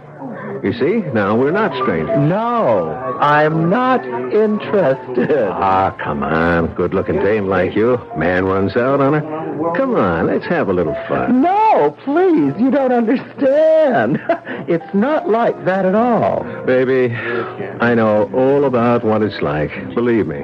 And you're something. I'm going home. Oh, you really think so? Baby, I know so. What's your name? Oh, well, Tina. Tina what? No, just Tina. Pretty name. Come on, let's have another drink and let's get acquainted. Well, all right. Maybe just one. Hey, bartender, another... What are you drinking? Martini. Yeah, a martini. Harry, do you really think that I'm attractive? Sure I do. Would I be buying you a martini if I didn't? You're not just feeling sorry for me. Nah, of course not. You're interesting. And I wouldn't be surprised if things got more interesting later. Oh, you'd be surprised, Harry. Would you ever be surprised?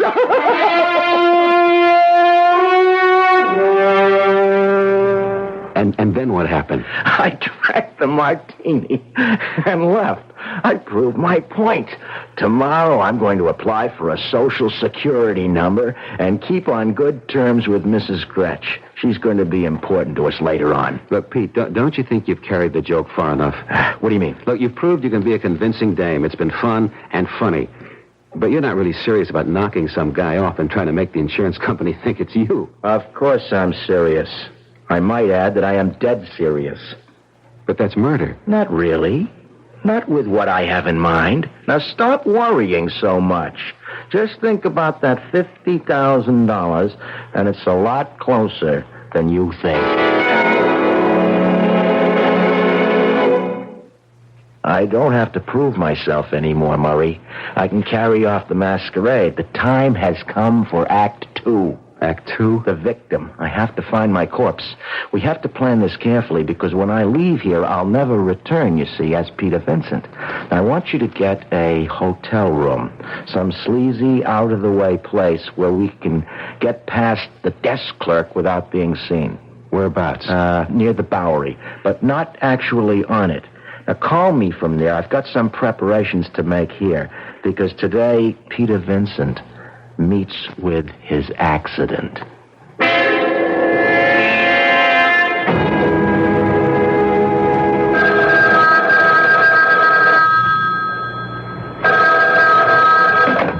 Hello? Pete? Where are you, Murray? The Hotel Matador, room 218. I'll find it.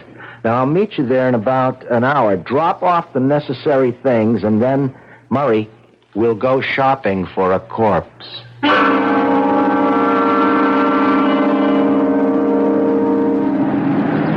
What a neighborhood. Perfect hunting ground. Yeah, if we get out alive. They're all too drunk to care about anything but where their next drink is coming from. Look at that creature there. Let's try him. You'll never get him on his feet. You. Hey, wake up. Wake up. How would you like to make $10? What, $10? Enough to keep you in Muscatel for 2 weeks. Hey, what do you guys want? A little of your time. I don't know you. You will shortly, and all your troubles are going to be over. Oh, well, that's nice. Now, just come on. Come with us. We'll make you nice and comfortable. Easy. Isn't he perfect, Murray? He's so disgustingly depraved. Yeah. $10 for what? For doing us and yourself a favor. What's that? Just please, come with us. Take it, Murray. Take his arm. All Take right. his arm. All right. All right. Let's get him to the hotel. Can you see anyone in the lobby? No, just the clerk at the desk. Do you think you can distract him? Well, what's the difference? This place is full of guys in this condition. I don't want any suspicions aroused. I want to get up to that room and out again without being seen. Hey, wait a minute. The clerk's going toward the elevators. What's this all about? Shut up. He's gone up. All right, now.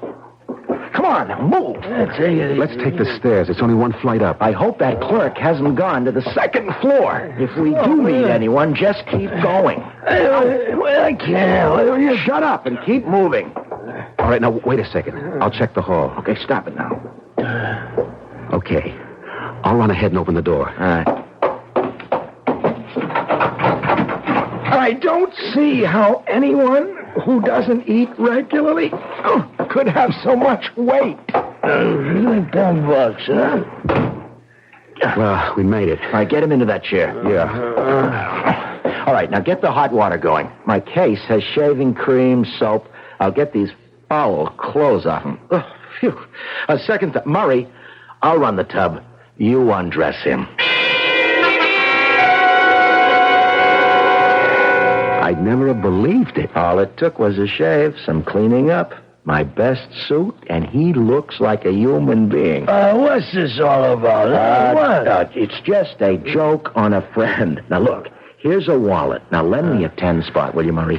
We did promise him.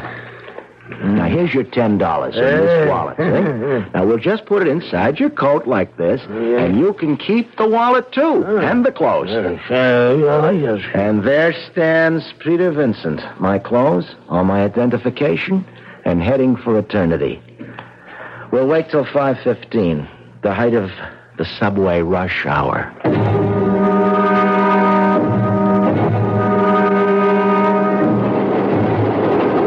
This looks like home. Move to the rear of the platform, Murray. That way, when the train passes us, it'll be going full speed. Look, this is ridiculous, Pete. We got 200 witnesses. Safety in numbers, Murray. We're lost in the crowd, and not one of them will know what's happened till it's all over. A man falls in front of a subway train. There'll be 30 different versions of what happened. We should have done this at 2 o'clock in the morning. Yeah, then we would have witnesses. We stand out like a red nose. Edge a little closer. I want to lie down. You will very soon. Murray, just before the train reaches the platform, let go of him. We both step back. When he totters and falls, we lose ourselves in the confusion. Isn't there an easier way? It has to be an accident to collect the double indemnity. And I don't want any body left to identify, just the wallet and my identification. Here it comes. A little closer to the edge. Now step back, Murray. Look, Murray. I'll meet you back at the hotel.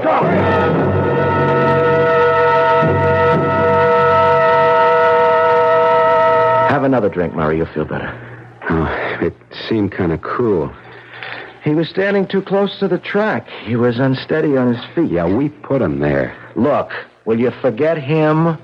That was Peter Vincent who went under the wheels of the train. If you want to feel remorse, just remember it's for your brother-in-law. Your dear sister's husband. All right, don't worry. I'll play along. Look, we're really in this for keeps, Murray. We have to go through with it all the way because Peter Vincent is dead. I can't ever be Peter Vincent again without admitting to murder. Well, what do we do now? Act 3, brother dear. Tina's going to get dressed, go back to her husband's apartment, and wait to be told she's a widow.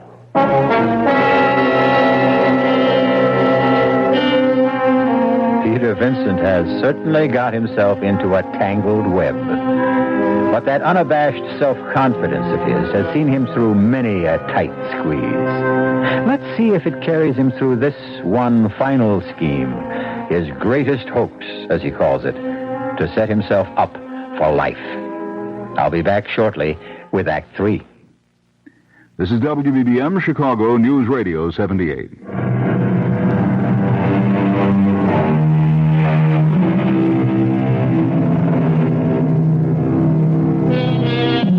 So, Peter Vincent has been conveniently disposed of, to all intents and purposes, under the wheels of a speeding subway train. And now, Tina Vincent is back at the apartment, nervously awaiting the news of her husband's death. Hello? What's the word? I told you not to call me tonight. Well, I just want to know if anything's happened. No, nothing yet. Now, I'll be in touch with you. Stay at that hotel. Look, there's the door. I've got to go. Who is it? Police. Police? What is it, officer? I'm Detective Sergeant David, ma'am. Is this the apartment of Peter Vincent? Why, yes, it is. You're Mrs. Vincent? Yes? There's been an accident, Mrs. Vincent. I'll have to ask you to come down with us to headquarters. Wait, what is it? Has something happened to Peter? Yes, ma'am. Well, tell me. He fell in front of a subway train at the Times Square station. I know this is painful for you, Mrs. Vincent. Yes, this is Peter's wallet, all right. The cigarette lighter I gave him for his birthday. And this is all that's left. Well, there's no use asking you to identify the body. What happened? Well, until we find the complete report, there's nothing official. The witnesses' stories differ. Mm. Now, all we know is that he fell in front of that train. We don't know how or why. Do you know where your husband was going? No, not really. He just said he was heading downtown. Did he often do that? I mean, go without telling you where he was going. Well, Peter had been drinking heavily for several days. Oh, well, that's important. It may have a strong bearing. Do you suppose he passed out? We'll have to hold judgment on that, Mrs. Vincent. We may need more information from you. Yes, of course. Well, that's all for now. We'll get you back home. Unless there's some other place you want to go. Friends, perhaps. No, thank you. I'll go back to the apartment. Call my brother to be with me.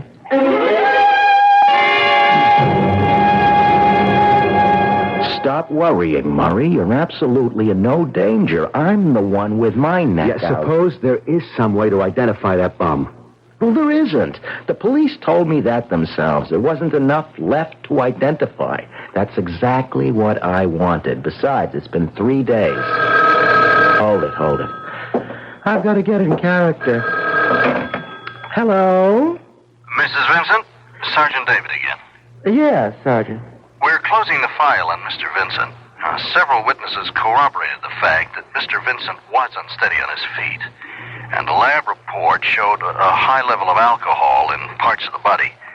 Death was accidental, with inebriation a contributing factor. I see. If you'll come down to headquarters and sign a few papers, we'll release the remains for burial. And you'll receive the death certificate. You'll need that for any insurance Mr. Vincent may have had. Yes, thank you. I'll be there this afternoon. Thank you, Mrs. Vincent. And I'm sorry. Case closed.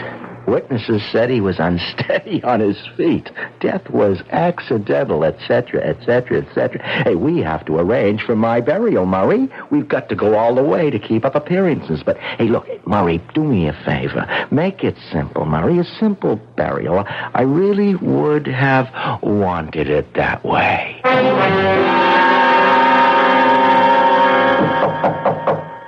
Yes, who is it? I'm from the Independent Insurance Company. I'm looking for Mrs. Tina Vincent. Oh, just a minute. I'm Mrs. Vincent. May I come in? Yes, certainly. Richard Stevens, Mrs. Vincent, my card. First, I want to offer my sympathy. Thank you. I know these times are hard to live through, but the living must go on living. Yes. Mrs. Vincent, you made a claim on your husband's policy with our company. Term life policy number H22098, $25,000, double indemnity. Yes, is anything wrong? Oh, no. The death certificate was in order. Premiums were up to date. I'd just like to ask a few questions, if you don't mind. I'm afraid that I don't understand. Well, you see, Mrs. Vincent, in accidents of this kind, we just want to rule out certain exigencies. Well, if you have any questions about my husband's death, I'm sure you'll find the answers in the police report. Not all of them. Was your husband given to heavy drinking, Mrs. Vincent? Mr. Vincent drank at times, yes. Was he disturbed about anything in particular? Mr. Stevens, if you're trying to suggest my husband's death was a suicide, you are very mistaken. Well, we always try to get to the bottom of accident cases when there's double indemnity involved. But I think you have a legitimate claim. There's no further problem, then? I don't think so. I'll be running along. When can I expect the check? Well, we'll have it out to you before the end of the week. Good day, Mrs. Benson. Goodbye.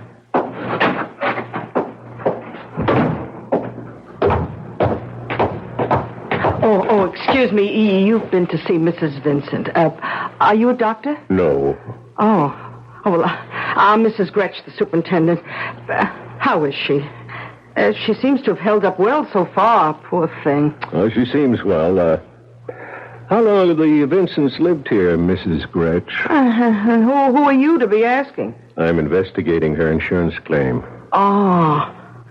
Well, if it'll help Mrs. Vincent get what's coming to her, I'll be glad to help, too. I guess it won't hurt to answer your questions. Was Mr. Vincent a heavy drinker? Oh, not that I know of. Of course, I don't snoop into the tenant's business. How about Mrs. Vincent? Well, I don't know much about her. She only just got here. What do you mean?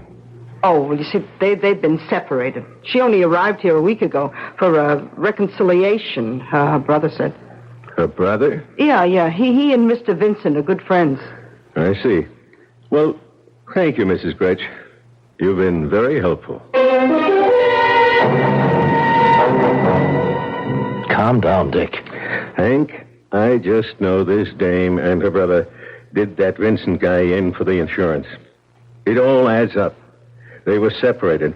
All of a sudden, she shows up on the scene. Boom, he's dead, and she's $50,000 richer. Where's your proof? I haven't got any. But I'm going to do a little checking on Mrs. Vincent. The guy's death was accidental. Now, how can you prove she had anything to do with it? That's what I'm paid to find out.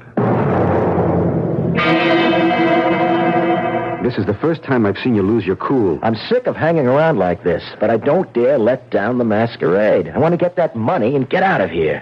Maybe you should have gone down to the insurance company. Yes? Who is it? Richard Stevens from Independent Insurance. Just a minute.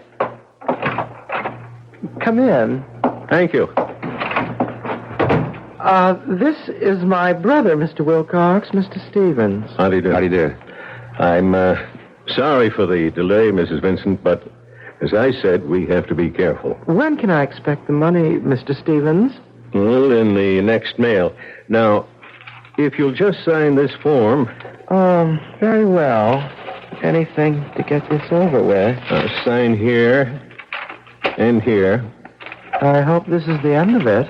So do I. Oh, my pen, please. Oh, yeah. I hope I haven't inconvenienced you, but you do understand. My sister's been under a great strain, Mr. Stevens. Yes, I imagine she has. Well, good day and good luck. There's something in his manner I don't like. He's paid to be suspicious. Well, he's sure earning his money. Murray, here it is, the check, $50,000. I don't believe it. Mexico, here I come. Murray, I'm on my way to the bank. Make me a plane reservation for Acapulco. Now, I'll be right back to give you your split, and then I'm splitting for sunny Mexico. No, we're going to the bank. You don't trust me, eh? Not at this point in time, no. You know, you are totally unprincipled, Murray. But what would I have done without you? Come on. I'm not even packing. You're welcome to the apartment, the furniture, and Mrs. Gretsch. Thanks. Now for my final performance.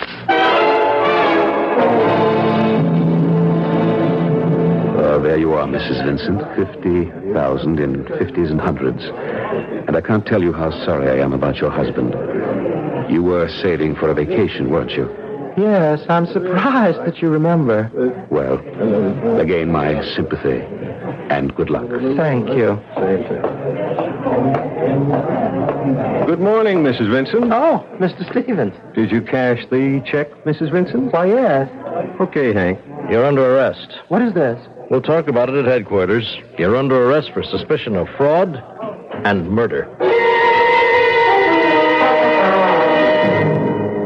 You can drop the pose now, Mrs. Vincent. This is preposterous. Yes, it is. And so is this. Stop my hair. Your wig, Mr. Vincent. And my compliments. You're a most convincing actor. I was afraid of this. How did you know? We were ready to pay the claim until I learned that your wife had just arrived in town. Mrs. Gretsch. Yeah, some support. I thought Mrs. Vincent and her so-called brother here had killed you for the insurance. So I decided to do some checking up on Mrs. Vincent. I needed her fingerprints, and I got them from the pen she, or rather you, signed these forms with. Remember? Yes. Now it happens that in checking out the deceased Mr. Vincent, I learned he applied for a passport some years back. I had his fingerprints, too. And what do you think I discovered? I can hardly guess. That the prints on both Mr. Peter Vincent and Mrs. Tina Vincent were identical. How extraordinary. So I knew what your hoax was, Mr. Vincent. Because no matter how much a man and wife share in a marriage, they can never share the same fingerprints.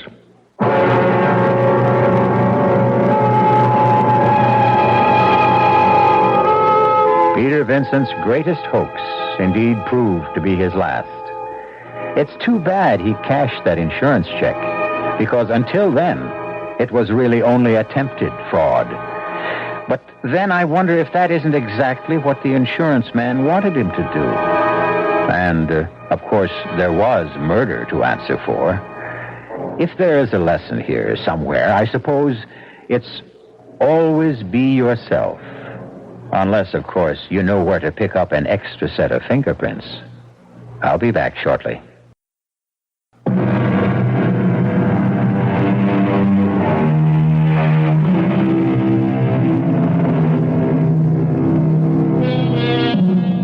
All the world's a stage, and we men and women merely players.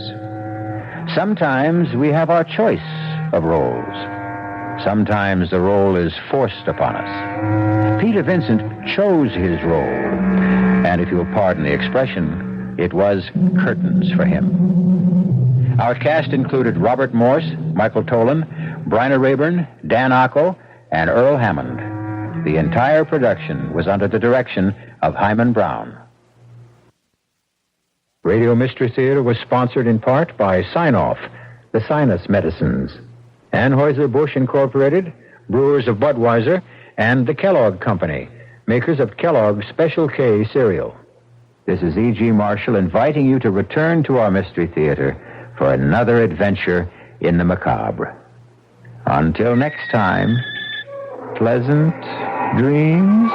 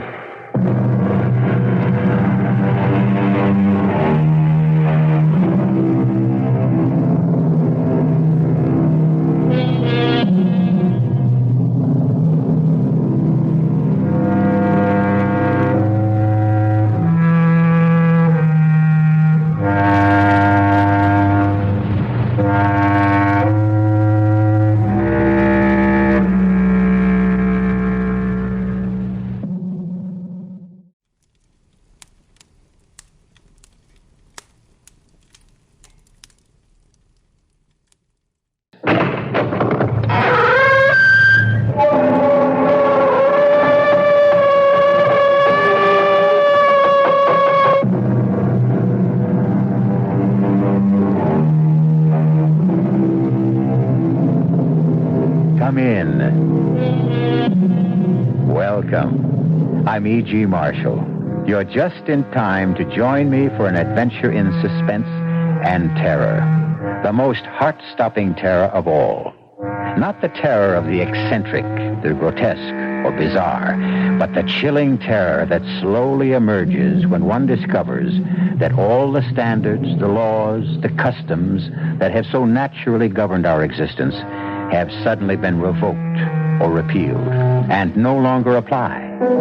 Gone are the familiar, the everyday usages which regulated life in a comfortable, predictable flow. And you are suddenly confronted with a living nightmare of chaos and anarchy. I keep telling you. My name is Ruth Renard. Where's your identification? I told you, Lieutenant, all my papers were taken. Check back at Reliance City. They'll tell you. We checked. There's no record of anyone named Ruth Renard. But there has to be. Who are you? Ruth Renard. There's no such person as Ruth Renard. What are you trying to do to me? I'm Ruth Renard. No one ever heard of Ruth Renard in Reliance City. Now, why do you say your name is Ruth Renard? Because it has to be. Now, calm down and try to think. Who are you? I'm Ruth. Ruth? Yes? I don't know. I don't know who I am.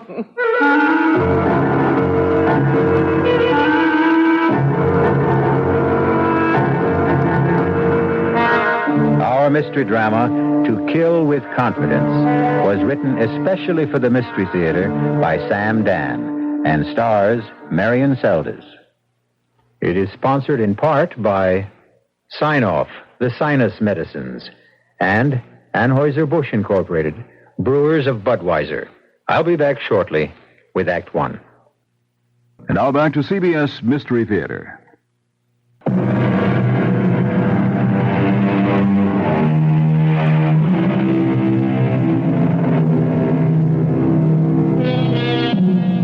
There are men who give more solid thought to the choosing of a car than to the selection of a wife. There are girls who will take more time and care in deciding on a fall outfit than in picking a husband. Who is to blame?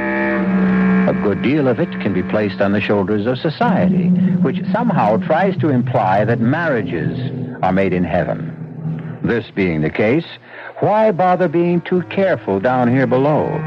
At any rate, let us consider this extremely attractive, newly married young couple driving along a superhighway near a Midwestern city. Why don't we get off the turnpike, darling? Is anything wrong? No, I just thought I'd like a change of scene. Okay, next exit. You're an angel. Well, it's getting on toward lunchtime, and I think this is a town where they have a place that serves the most fantastic sauerbraten. Really? Mm-hmm. A landmark. You know, one of those terribly authentic restaurants. Ruth, dear, you are in for a treat. Except for one thing. What's that? I happen to despise sauerbraten. Uh-oh, I'm sorry. Oh, don't be sorry, dearest. You and I, well, we'll never have days like this again. Days like what? Well, let's call them days of discovery. Days of getting to know each other. Days of finding out about each other. Such as, you don't like sauerbraten. What don't you like? Oh, I like everything. Even artichokes? Especially artichokes. You'll have absolutely no trouble feeding us. I think that's why I fell in love with you. You're so even-tempered. Oh, no, you don't know that for a fact. I may have been on my best behavior all this time. Well, I just can't picture you as anything but... But what? Sweet. Calm. Nice. Well, I tried to keep my temper. I learned what it can mean to lose it. Oh, what happened?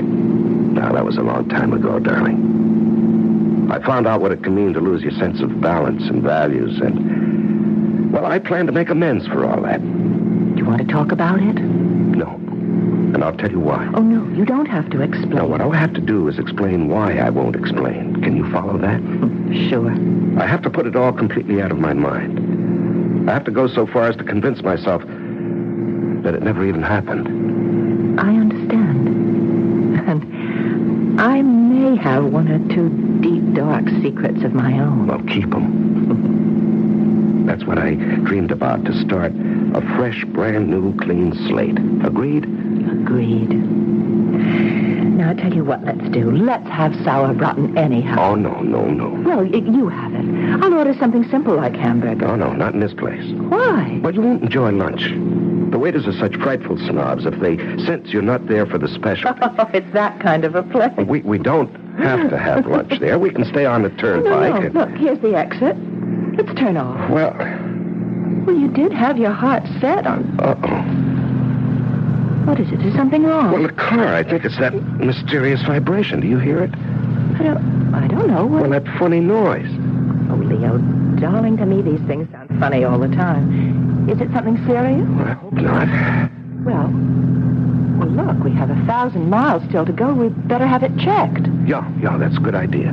Oh, but in case it is serious, do we have enough cash? Well, that's no problem, darling. We'll stop off at the first station that honors a transnational credit card. But I thought the card's only good for gasoline. No, all repairs, too. Oh, look, just up ahead, there's a big blue transnational sign that says Frank's Quality Service. Let's pull in and have the motor checked.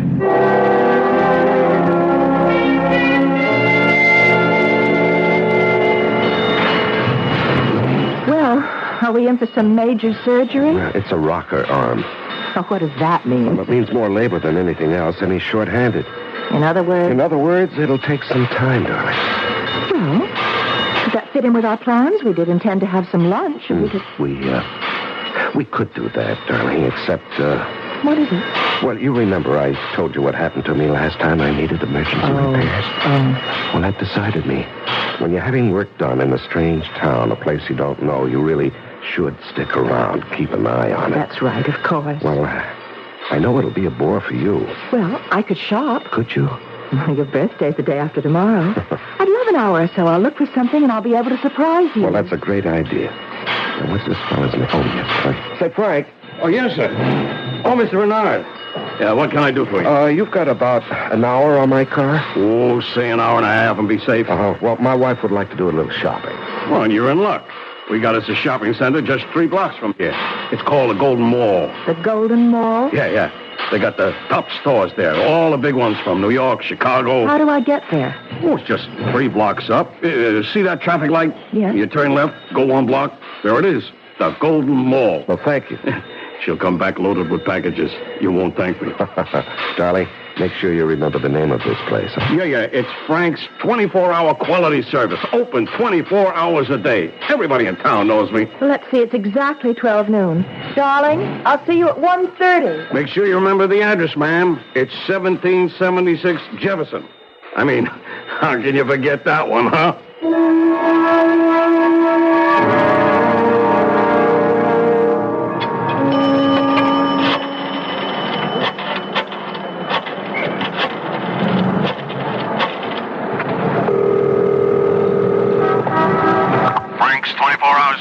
Frank speaking. Oh, is Mr. Renard there? He should be having his car fixed. Mr. Renard? Yeah. Oh, yeah. Sure thing. Oh, hold on, huh? Mr. Renard! Hello? Leo, darling. Oh, for a moment. What is it, darling? Nothing, dear. Nothing at all. Must have been something. Yes. I just couldn't imagine who'd be calling me here. Is everything okay? No. Well, darling, what's wrong? I miss you, that's all. You realize we've been separated for almost 45 minutes? Oh. Do you miss me? Terribly. All right. I just called you up to keep the record clear. Will he be finished on schedule? Mm-hmm. Looks that way. About another half to 3/4 of an hour. All right, I'll be there 1:30 on the dot. I don't like these long separations. Neither do I. Goodbye, darling. Bye.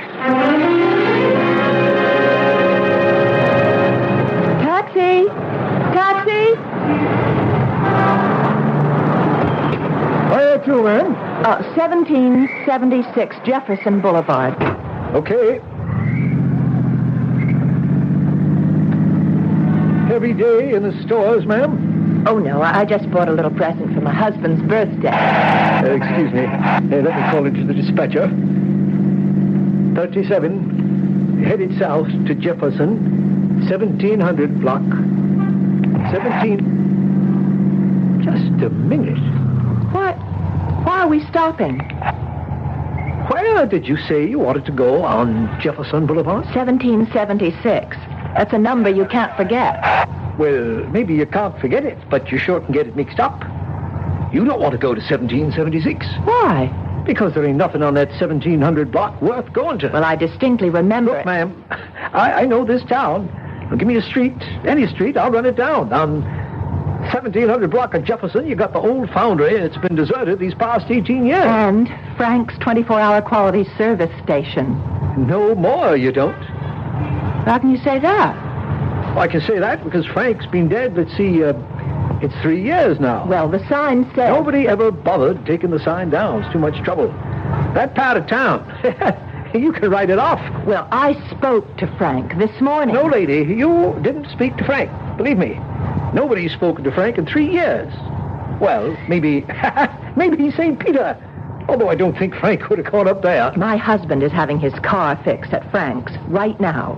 Yeah? So would you please take me to 1776 Jefferson Boulevard? But, ma'am... Now, shall I call a policeman or shall I hail another cab?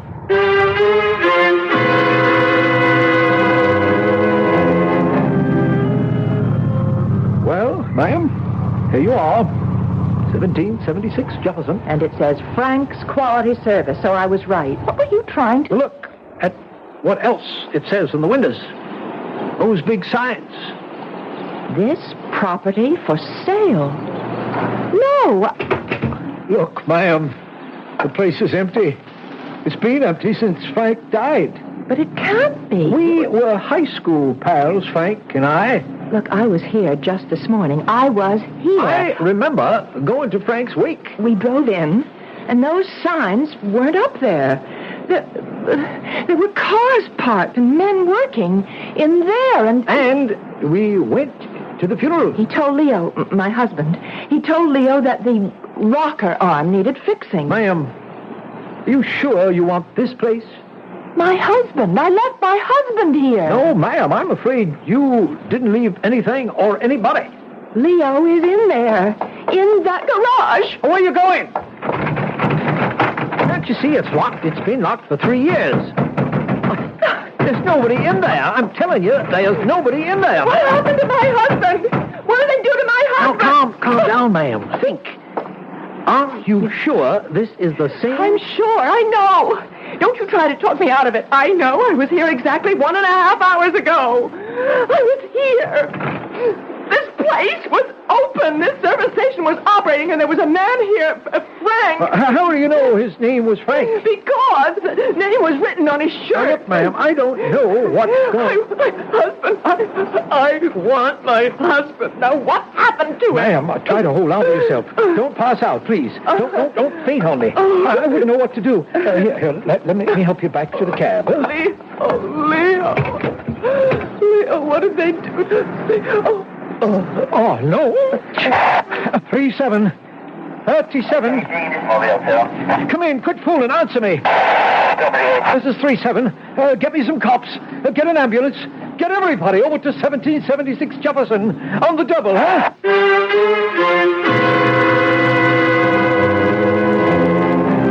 Well, how do you figure it? Frank's 24-hour quality service. Now you see it, now you don't. Nightmare? Illusion? Reality? Which are we dealing with? Could it be a mixture of all three? I'll return with some answers, but also with some more questions when I return in just a few moments with Act 2.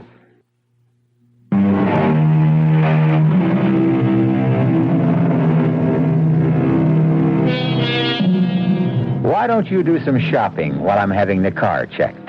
Asks newlywed Leo Renard of his wife Ruth. Reasonable enough. And so, when her shopping is finished, Ruth returns to discover that the car is gone.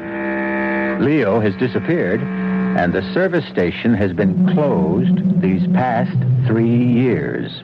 And you insist you actually were at that particular service station, Mrs. Renard? Doctor, I know you're trying to be helpful, but we aren't going to get anywhere. Why do you say that? Well, to begin with, we have a severe difference of opinion. But you... Please, let me finish. You think I'm crazy. That isn't true. Well, you have a medical term for it, I'm sure. Something to take the sharp, rough edge off it. But at this point, according to you, I'm not behaving normally. Now, does that state the case? Well, look at it rationally. Which, according to you, I'm not doing now. That service station has been closed for 3 years. The man who owned it and ran it has been dead all this time. Then how do you account for the fact that my husband and I were there this morning? Would you agree to submit to some tests, Mrs. Renard? I'll agree to anything at this point. I'll agree to anything that will convince you that I am as sane as you are. And once we establish that, and you start believing me, then perhaps we can find out what happened to Leo.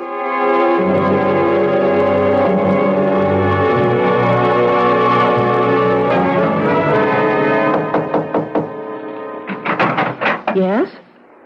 May I come in? Who are you? Lieutenant Powell, City Police. Oh, suppose you can come in? What do you want? I want to help you. Well, you won't help me by telling me I'm crazy. Why would I do that? Because that's all the others can think of. Well, to begin with, you don't look crazy. Well, thanks. Do you have any influence around here? A little. What do you need? What I need is to get out of this hospital. What you need is rest. What I need is my husband. I spoke to the doctors. What do the doctors say to you? You're suffering from shock. I'll buy that. You evidently can't face the fact that your husband has deserted you. No, that's off the mark. All right, tell me about it. Oh, I've already told it to 3 different police officers. Yeah, but I'm the one that counts. How long were you married? 2 weeks. Where? Is all this important? Everything's important. We were married in Reliance City. By whom?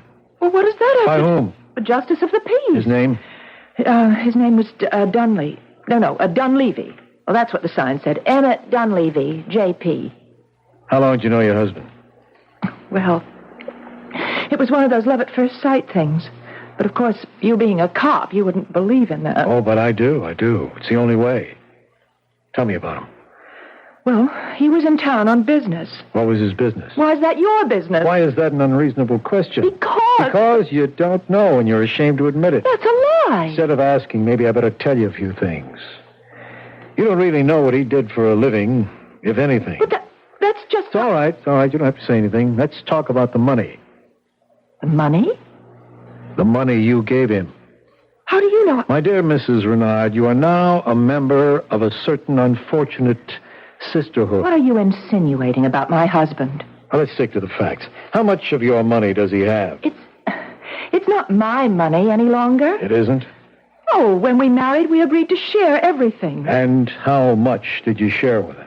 Well, I had an inheritance from an aunt who died, and she left me Yes, she left you... $51,000.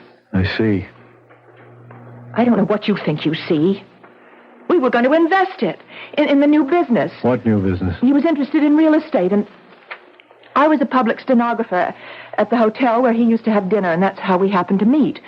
And we were going to go to Florida and get into a land development deal. $51,000. In cash? No, bonds. We put it in bonds. Negotiable bonds, no doubt. Well, we had to be able to raise cash in a hurry. Of course. Well, it just wasn't my money. He had close to $50,000 of his own. You know this for a fact? Well, that's what he said. Now, look, Mrs. Renard, I want to help you. I want to find him. Hopefully we can recover all, or at least some, of your money. Why do you insist that he ran out on me? I've told you what happened. You simply can't face the truth, can you? And you've created an hallucination about a garage. Don't you start behaving like a psychiatrist, too. Now, look, the sooner we get you to face reality, the sooner we can get you to think rationally and maybe give us some leads. Look, I told you. What we have to do is get rid of this service station delusion of yours. But it isn't a delusion. I spoke to the doctor. Lying around here in bed isn't doing you any good. I asked him if I could get you to work with me. Now, you can't remain here indefinitely. You're going to have to start some kind of new life for yourself. Are you saying that Leo is... I'm saying, one way or another, Leo is gone. No.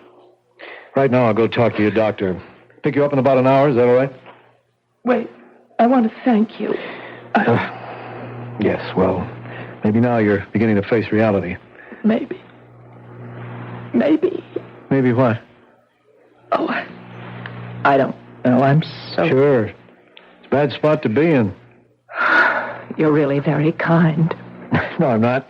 It's just a technique. Don't let it fool you. Well, at least you've made me feel better. You ready to face it?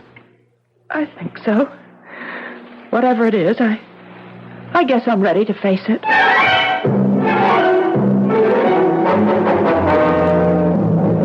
You wanted to see what Mrs. Renard was carrying when she was brought here, Lieutenant? It's important, Doctor. Well, we're about to give her things back, since we're releasing her. Just her clothes. That's not important. Her handbag. And this package. It's from Milady's. Well, that's the most exclusive women's shop this side of New York. I suppose she believed in treating herself right. Why not? It was her money. Anything in the handbag? Oh, the usual odds and ends. Papers? We couldn't find any. Driver's license? Nothing. No credit cards. No identification. Oh, now, that doesn't sound right. Well, she said she was going off just briefly to shop, and she didn't want to be loaded down with a big handbag. So she just took her small purse with some money and makeup, left everything else in the car. There is this snapshot. Must be Leo. He'd have to be Leo. You know something? He looks familiar. He looks familiar because you've convinced yourself he's a confidence man. That's right, he has to be. A smooth, experienced operator, too, which means he's been around, which means he may have done time, which means there's a make on him.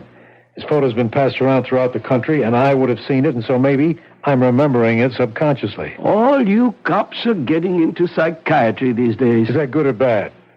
Listen, let me borrow this snapshot. I'll have the boys run it down.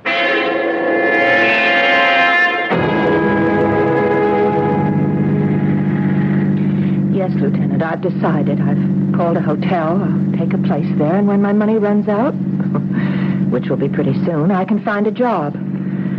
I intend to stay here until... Until what? Until I find Leo or learn what happened to Leo. Now, you say you were married by a justice of the peace in Reliance City. That's right, and I'll never forget the man's name, Emmett Dunleavy. That's what the sign said in front of his house. Who recommended him? I mean, how did you know to go to him? Well, we got our license and we were driving along and we saw the sign. Who was driving? Leo. Go on. Well, that was it. We went inside and we were married. I don't think so. What do you mean you don't think so, Lieutenant? What would you know about it? All I'm saying, I don't think you were married. Now, just a minute. The ceremony was performed. We checked the city hall in Reliance City, and there's no record of your marriage. But there has to be.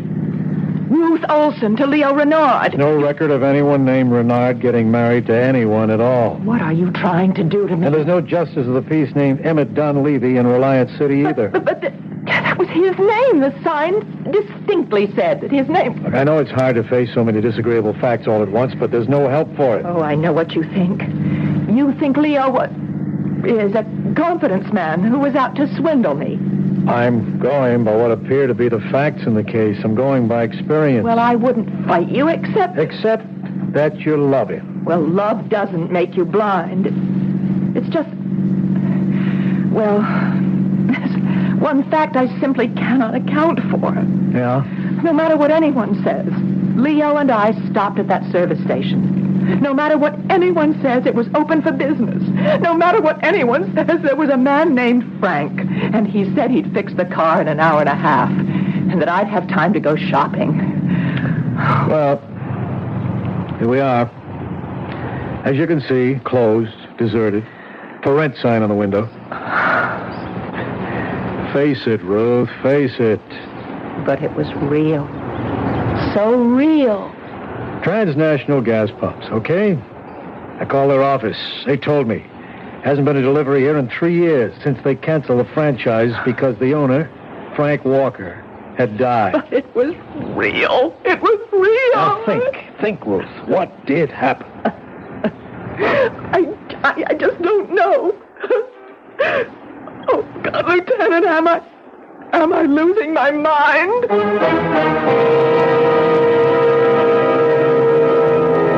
But the service station was there. A man named Frank was there. We heard him speak. Or did we? Did the conversation actually take place at 1776 Jefferson Boulevard? Or was it all taking place in the mind of Ruth Renard, whose last name may not even be Renard, since there's no record of her marriage either? I'll be back shortly with Act 3. This is WBBM Chicago.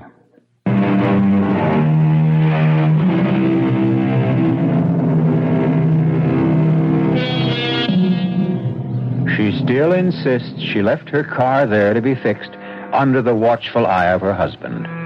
The authorities insist that Leo ran out on her, or perhaps there never was a Leo, and she creates this fiction because she cannot accept reality. Well, what is reality? Well, come on. Let's take a look at the place. As you can see, Ruth, deserted. But as you can see, Lieutenant, it's spick and span. How clean this place looks. Does this have the appearance of a shop that's been closed for 3 years? Well, where's all the litter that would collect? Why aren't these windows grimy and dusty? I checked it out with the real estate people. They keep the place shaped up. After all, they are trying to get rid of the place, you know. I was inside this place yesterday. But there's a padlock on the door. Whatever you want to say, however you want to say it, I know this. I was here. Okay, let's go inside. The real estate people gave me the key. You don't believe me. It's obvious by your manner. Well, that's no good. It's bad for me to have an obvious manner. Sorry. I know you're trying to be nice. Well, I'm only trying to find some answers. Come on in. Well, does it look familiar? This only makes me more certain. I was here.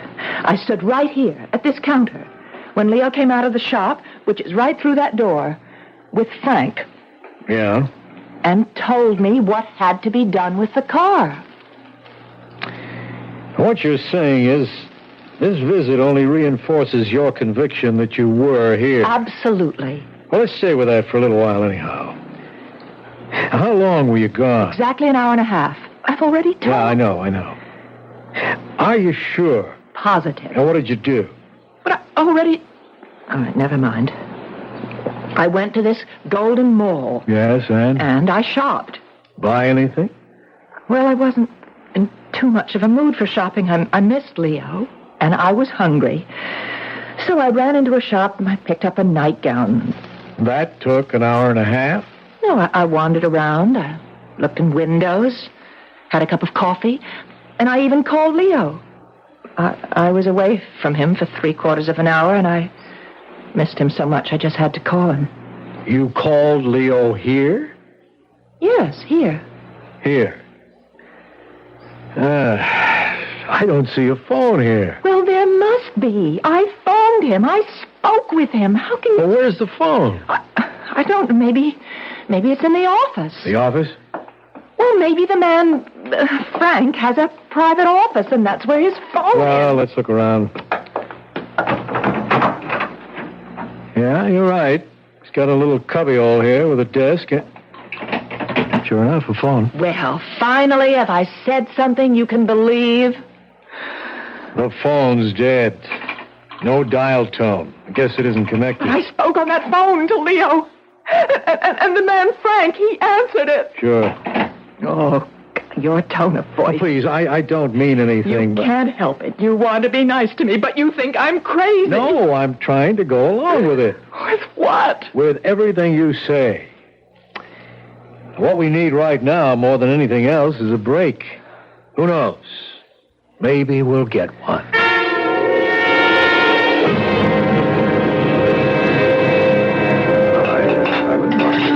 Kind of you to take me to dinner.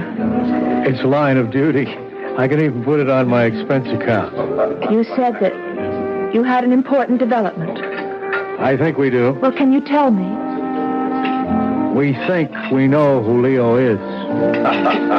What do you mean? You know who he is. His real name is Wallace, Leo Wallace. That's impossible. Better let me finish. But Listen, we had his picture.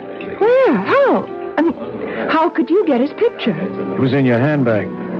Oh. I ran it through the routine, and there's a very strong likeness to a Leo Wallace. A very skillful confidence man. Oh. Now, Leo had turned in a very big score. He'd flim-flammed some old gent out of about $1.5 million. Well, I don't believe it. Maybe you'd better hear it first. He denied it. The jury voted against him. He got a minimum of 10 years, but there was an appeal. And just a few months ago, they found some irregularities in the trial, and he was freed. Oh. How about the money? The money? The money he's supposed to have stolen. Oh. If he did steal it, he has it hidden somewhere, so you see, there's a motive on someone's part to get him and get at the money. I never dreamed that Leo could... Yeah, well, as I say, we can't prove it. All we know is that your Leo's picture looks like this Leo Wallace. Then I don't have to be crazy. This could have all been just a plot, don't you see? You thought Leo was out to steal my money, and as it turns out, there were people after Leo. They could have arranged the whole service station setup. Well, it's not impossible. Well, then can't you do something? How he could have arrived at this service station is something I'll get to later. The fact is, he did go there. Well, I tell you he did. Me did. Now, if only we can put him there, things would make sense. You wouldn't be crazy. We'd have a lead. Why pick Frank's service station? It isn't the first one you came to. No, it was the first transnational gas station, and that was his credit card. Are you capable of being objective right now? I'm trying to prove to you I am not crazy. Well, pretend for a moment that all this happened to somebody else. Pretend that this is a story I'm telling you. I don't see why. A young woman tells a cab driver to take her to a non-existent gas station. But I had been there with my husband. We don't know that. We only have your word for it. So, when they arrive, she becomes hysterical and she tells the story you've told us. Okay, we check. We find out there is no record of the girl's marriage.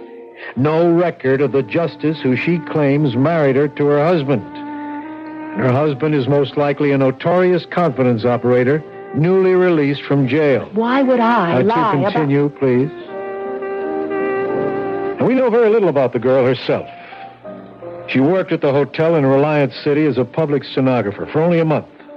There's no family. I lost my parents years ago. I'm an only child. I had one aunt who's dead. Well, everything is so vague. We can't find anyone who's ever seen this girl with her husband. But we stopped at 3 motels between here and Reliance City. No one remembers seeing a Mr. Renard. You can check their registers. They must prove they're Mr. and Mrs. Renard stopped there. Two of the clerks remember a Mrs. Renard. That's because I went into the lobby to sign the registers while Leo took care of the bags. Now, once again, we have that same problem. Admit it now. If this were someone else's story, would you believe it? All right, I know. It sounds like... But if it is a hallucination, where did it start? No, it's real. You said to the cabbie that you bought a gift for your husband. I did. No, you didn't. You bought a nightgown at Milady. Oh, but Why would you lie? Well, maybe it isn't a lie. Maybe subconsciously you know you don't have a husband, therefore you really couldn't buy him a present. Then why would I have his picture in my purse? You may have found it somewhere. Maybe without knowing it, you fell in love with his picture and... Why is it all so real? I keep tripping you up all the time. Your story has so many holes. For instance, why do you say you called from the mall when that phone has been disconnected for 3 years? But I did call. You have to believe me. Well, that means I have to believe your whole story, all of it. All of it is true. Yeah, and yet I can't check any of it. Wait a minute. There's one part I can check. And if you're telling me the truth about that one little part, then the whole story could make sense. What is that part? No, I don't want to get your hopes up. I'll see you at the hotel. Oh, but I'd like to know. No, there isn't very much I can do about it till the morning anyhow.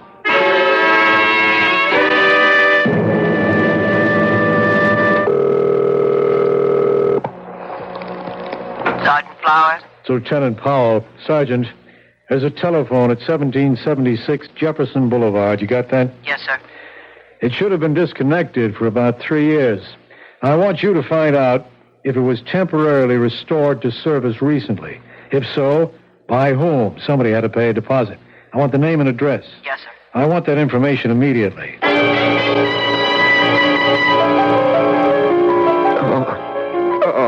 Okay, Leo, take a little drink. That's good. It'll make you feel better.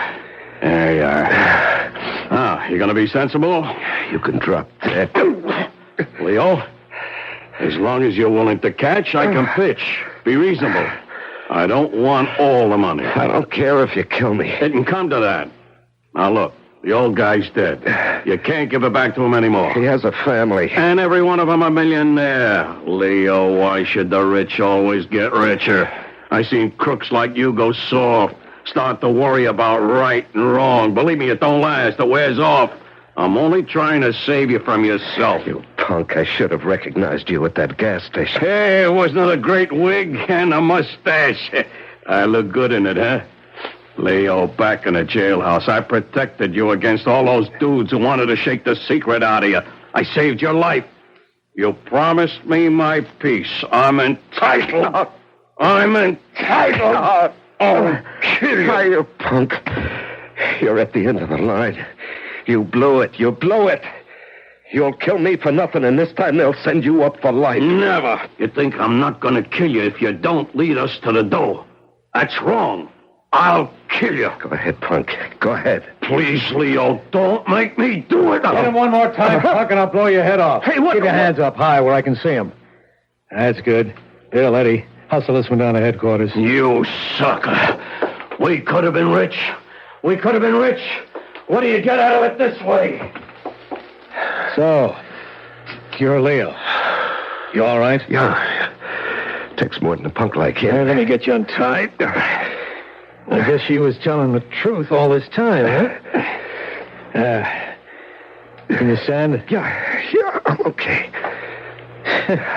You're quite a guy, Leo. I have to go to headquarters to book him. I'll need you, too. Sure. I know you want to see Ruth. Why don't I drop you off at her hotel? You'll want to be alone for a while. Yeah, thanks. You can both come down later. There's no hurry.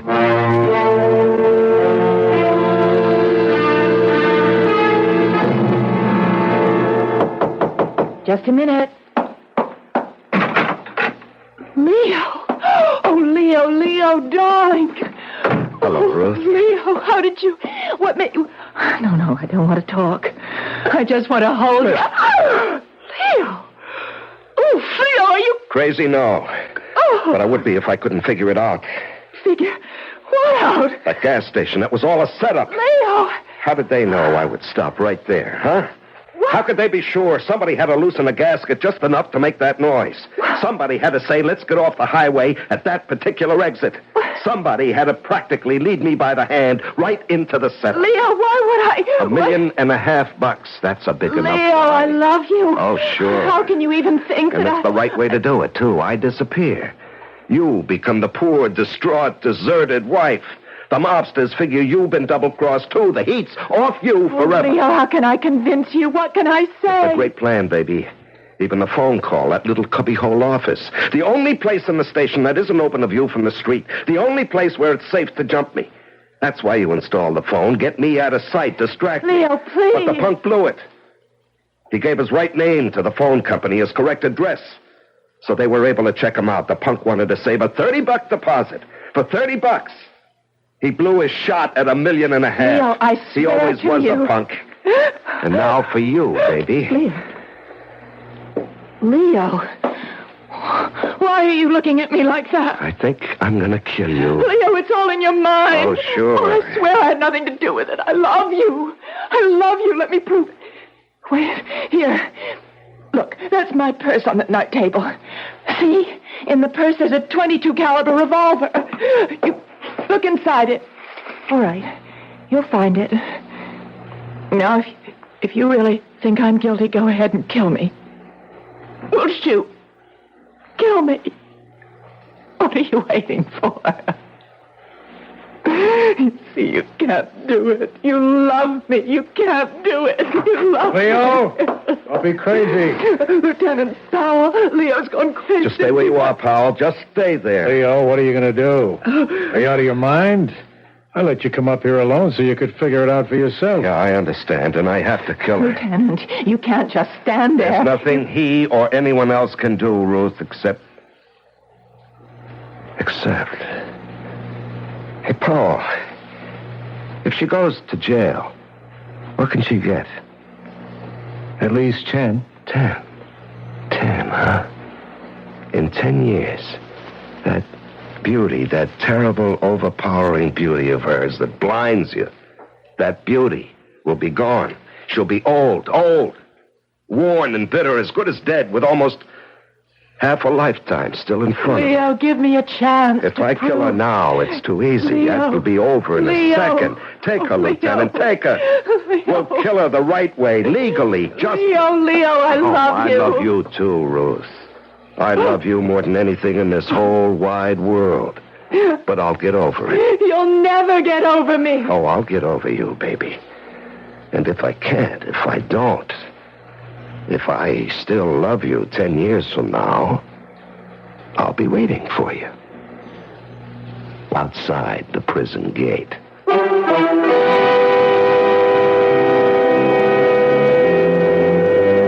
Did Leo get over Ruth, or did his love continue? Did he meet her at the prison gate 10 years after? We don't know. It hasn't been 10 years yet. What a story that would make. And we hope all of us will be around 10 years from now to hear it. I'll be back shortly.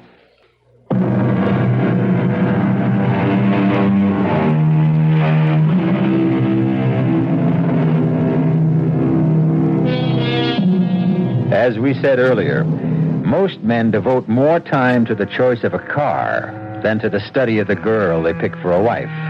Why? Well, perhaps it's because all of us love suspense. We delight in being surprised. Another reason why you should always listen to our program. Let us fill your normal and natural need for suspense, and thus you are free to be more rational, sober-minded in real life. Our cast included Marian Seldes, George Petrie, Larry Haines, and Gil Mack. The entire production was under the direction of Hyman Brown.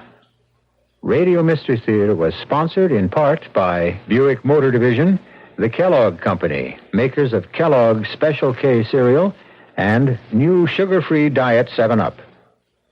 This is E.G. Marshall inviting you to return to our Mystery Theater for another adventure in the macabre. Until next time, pleasant dreams.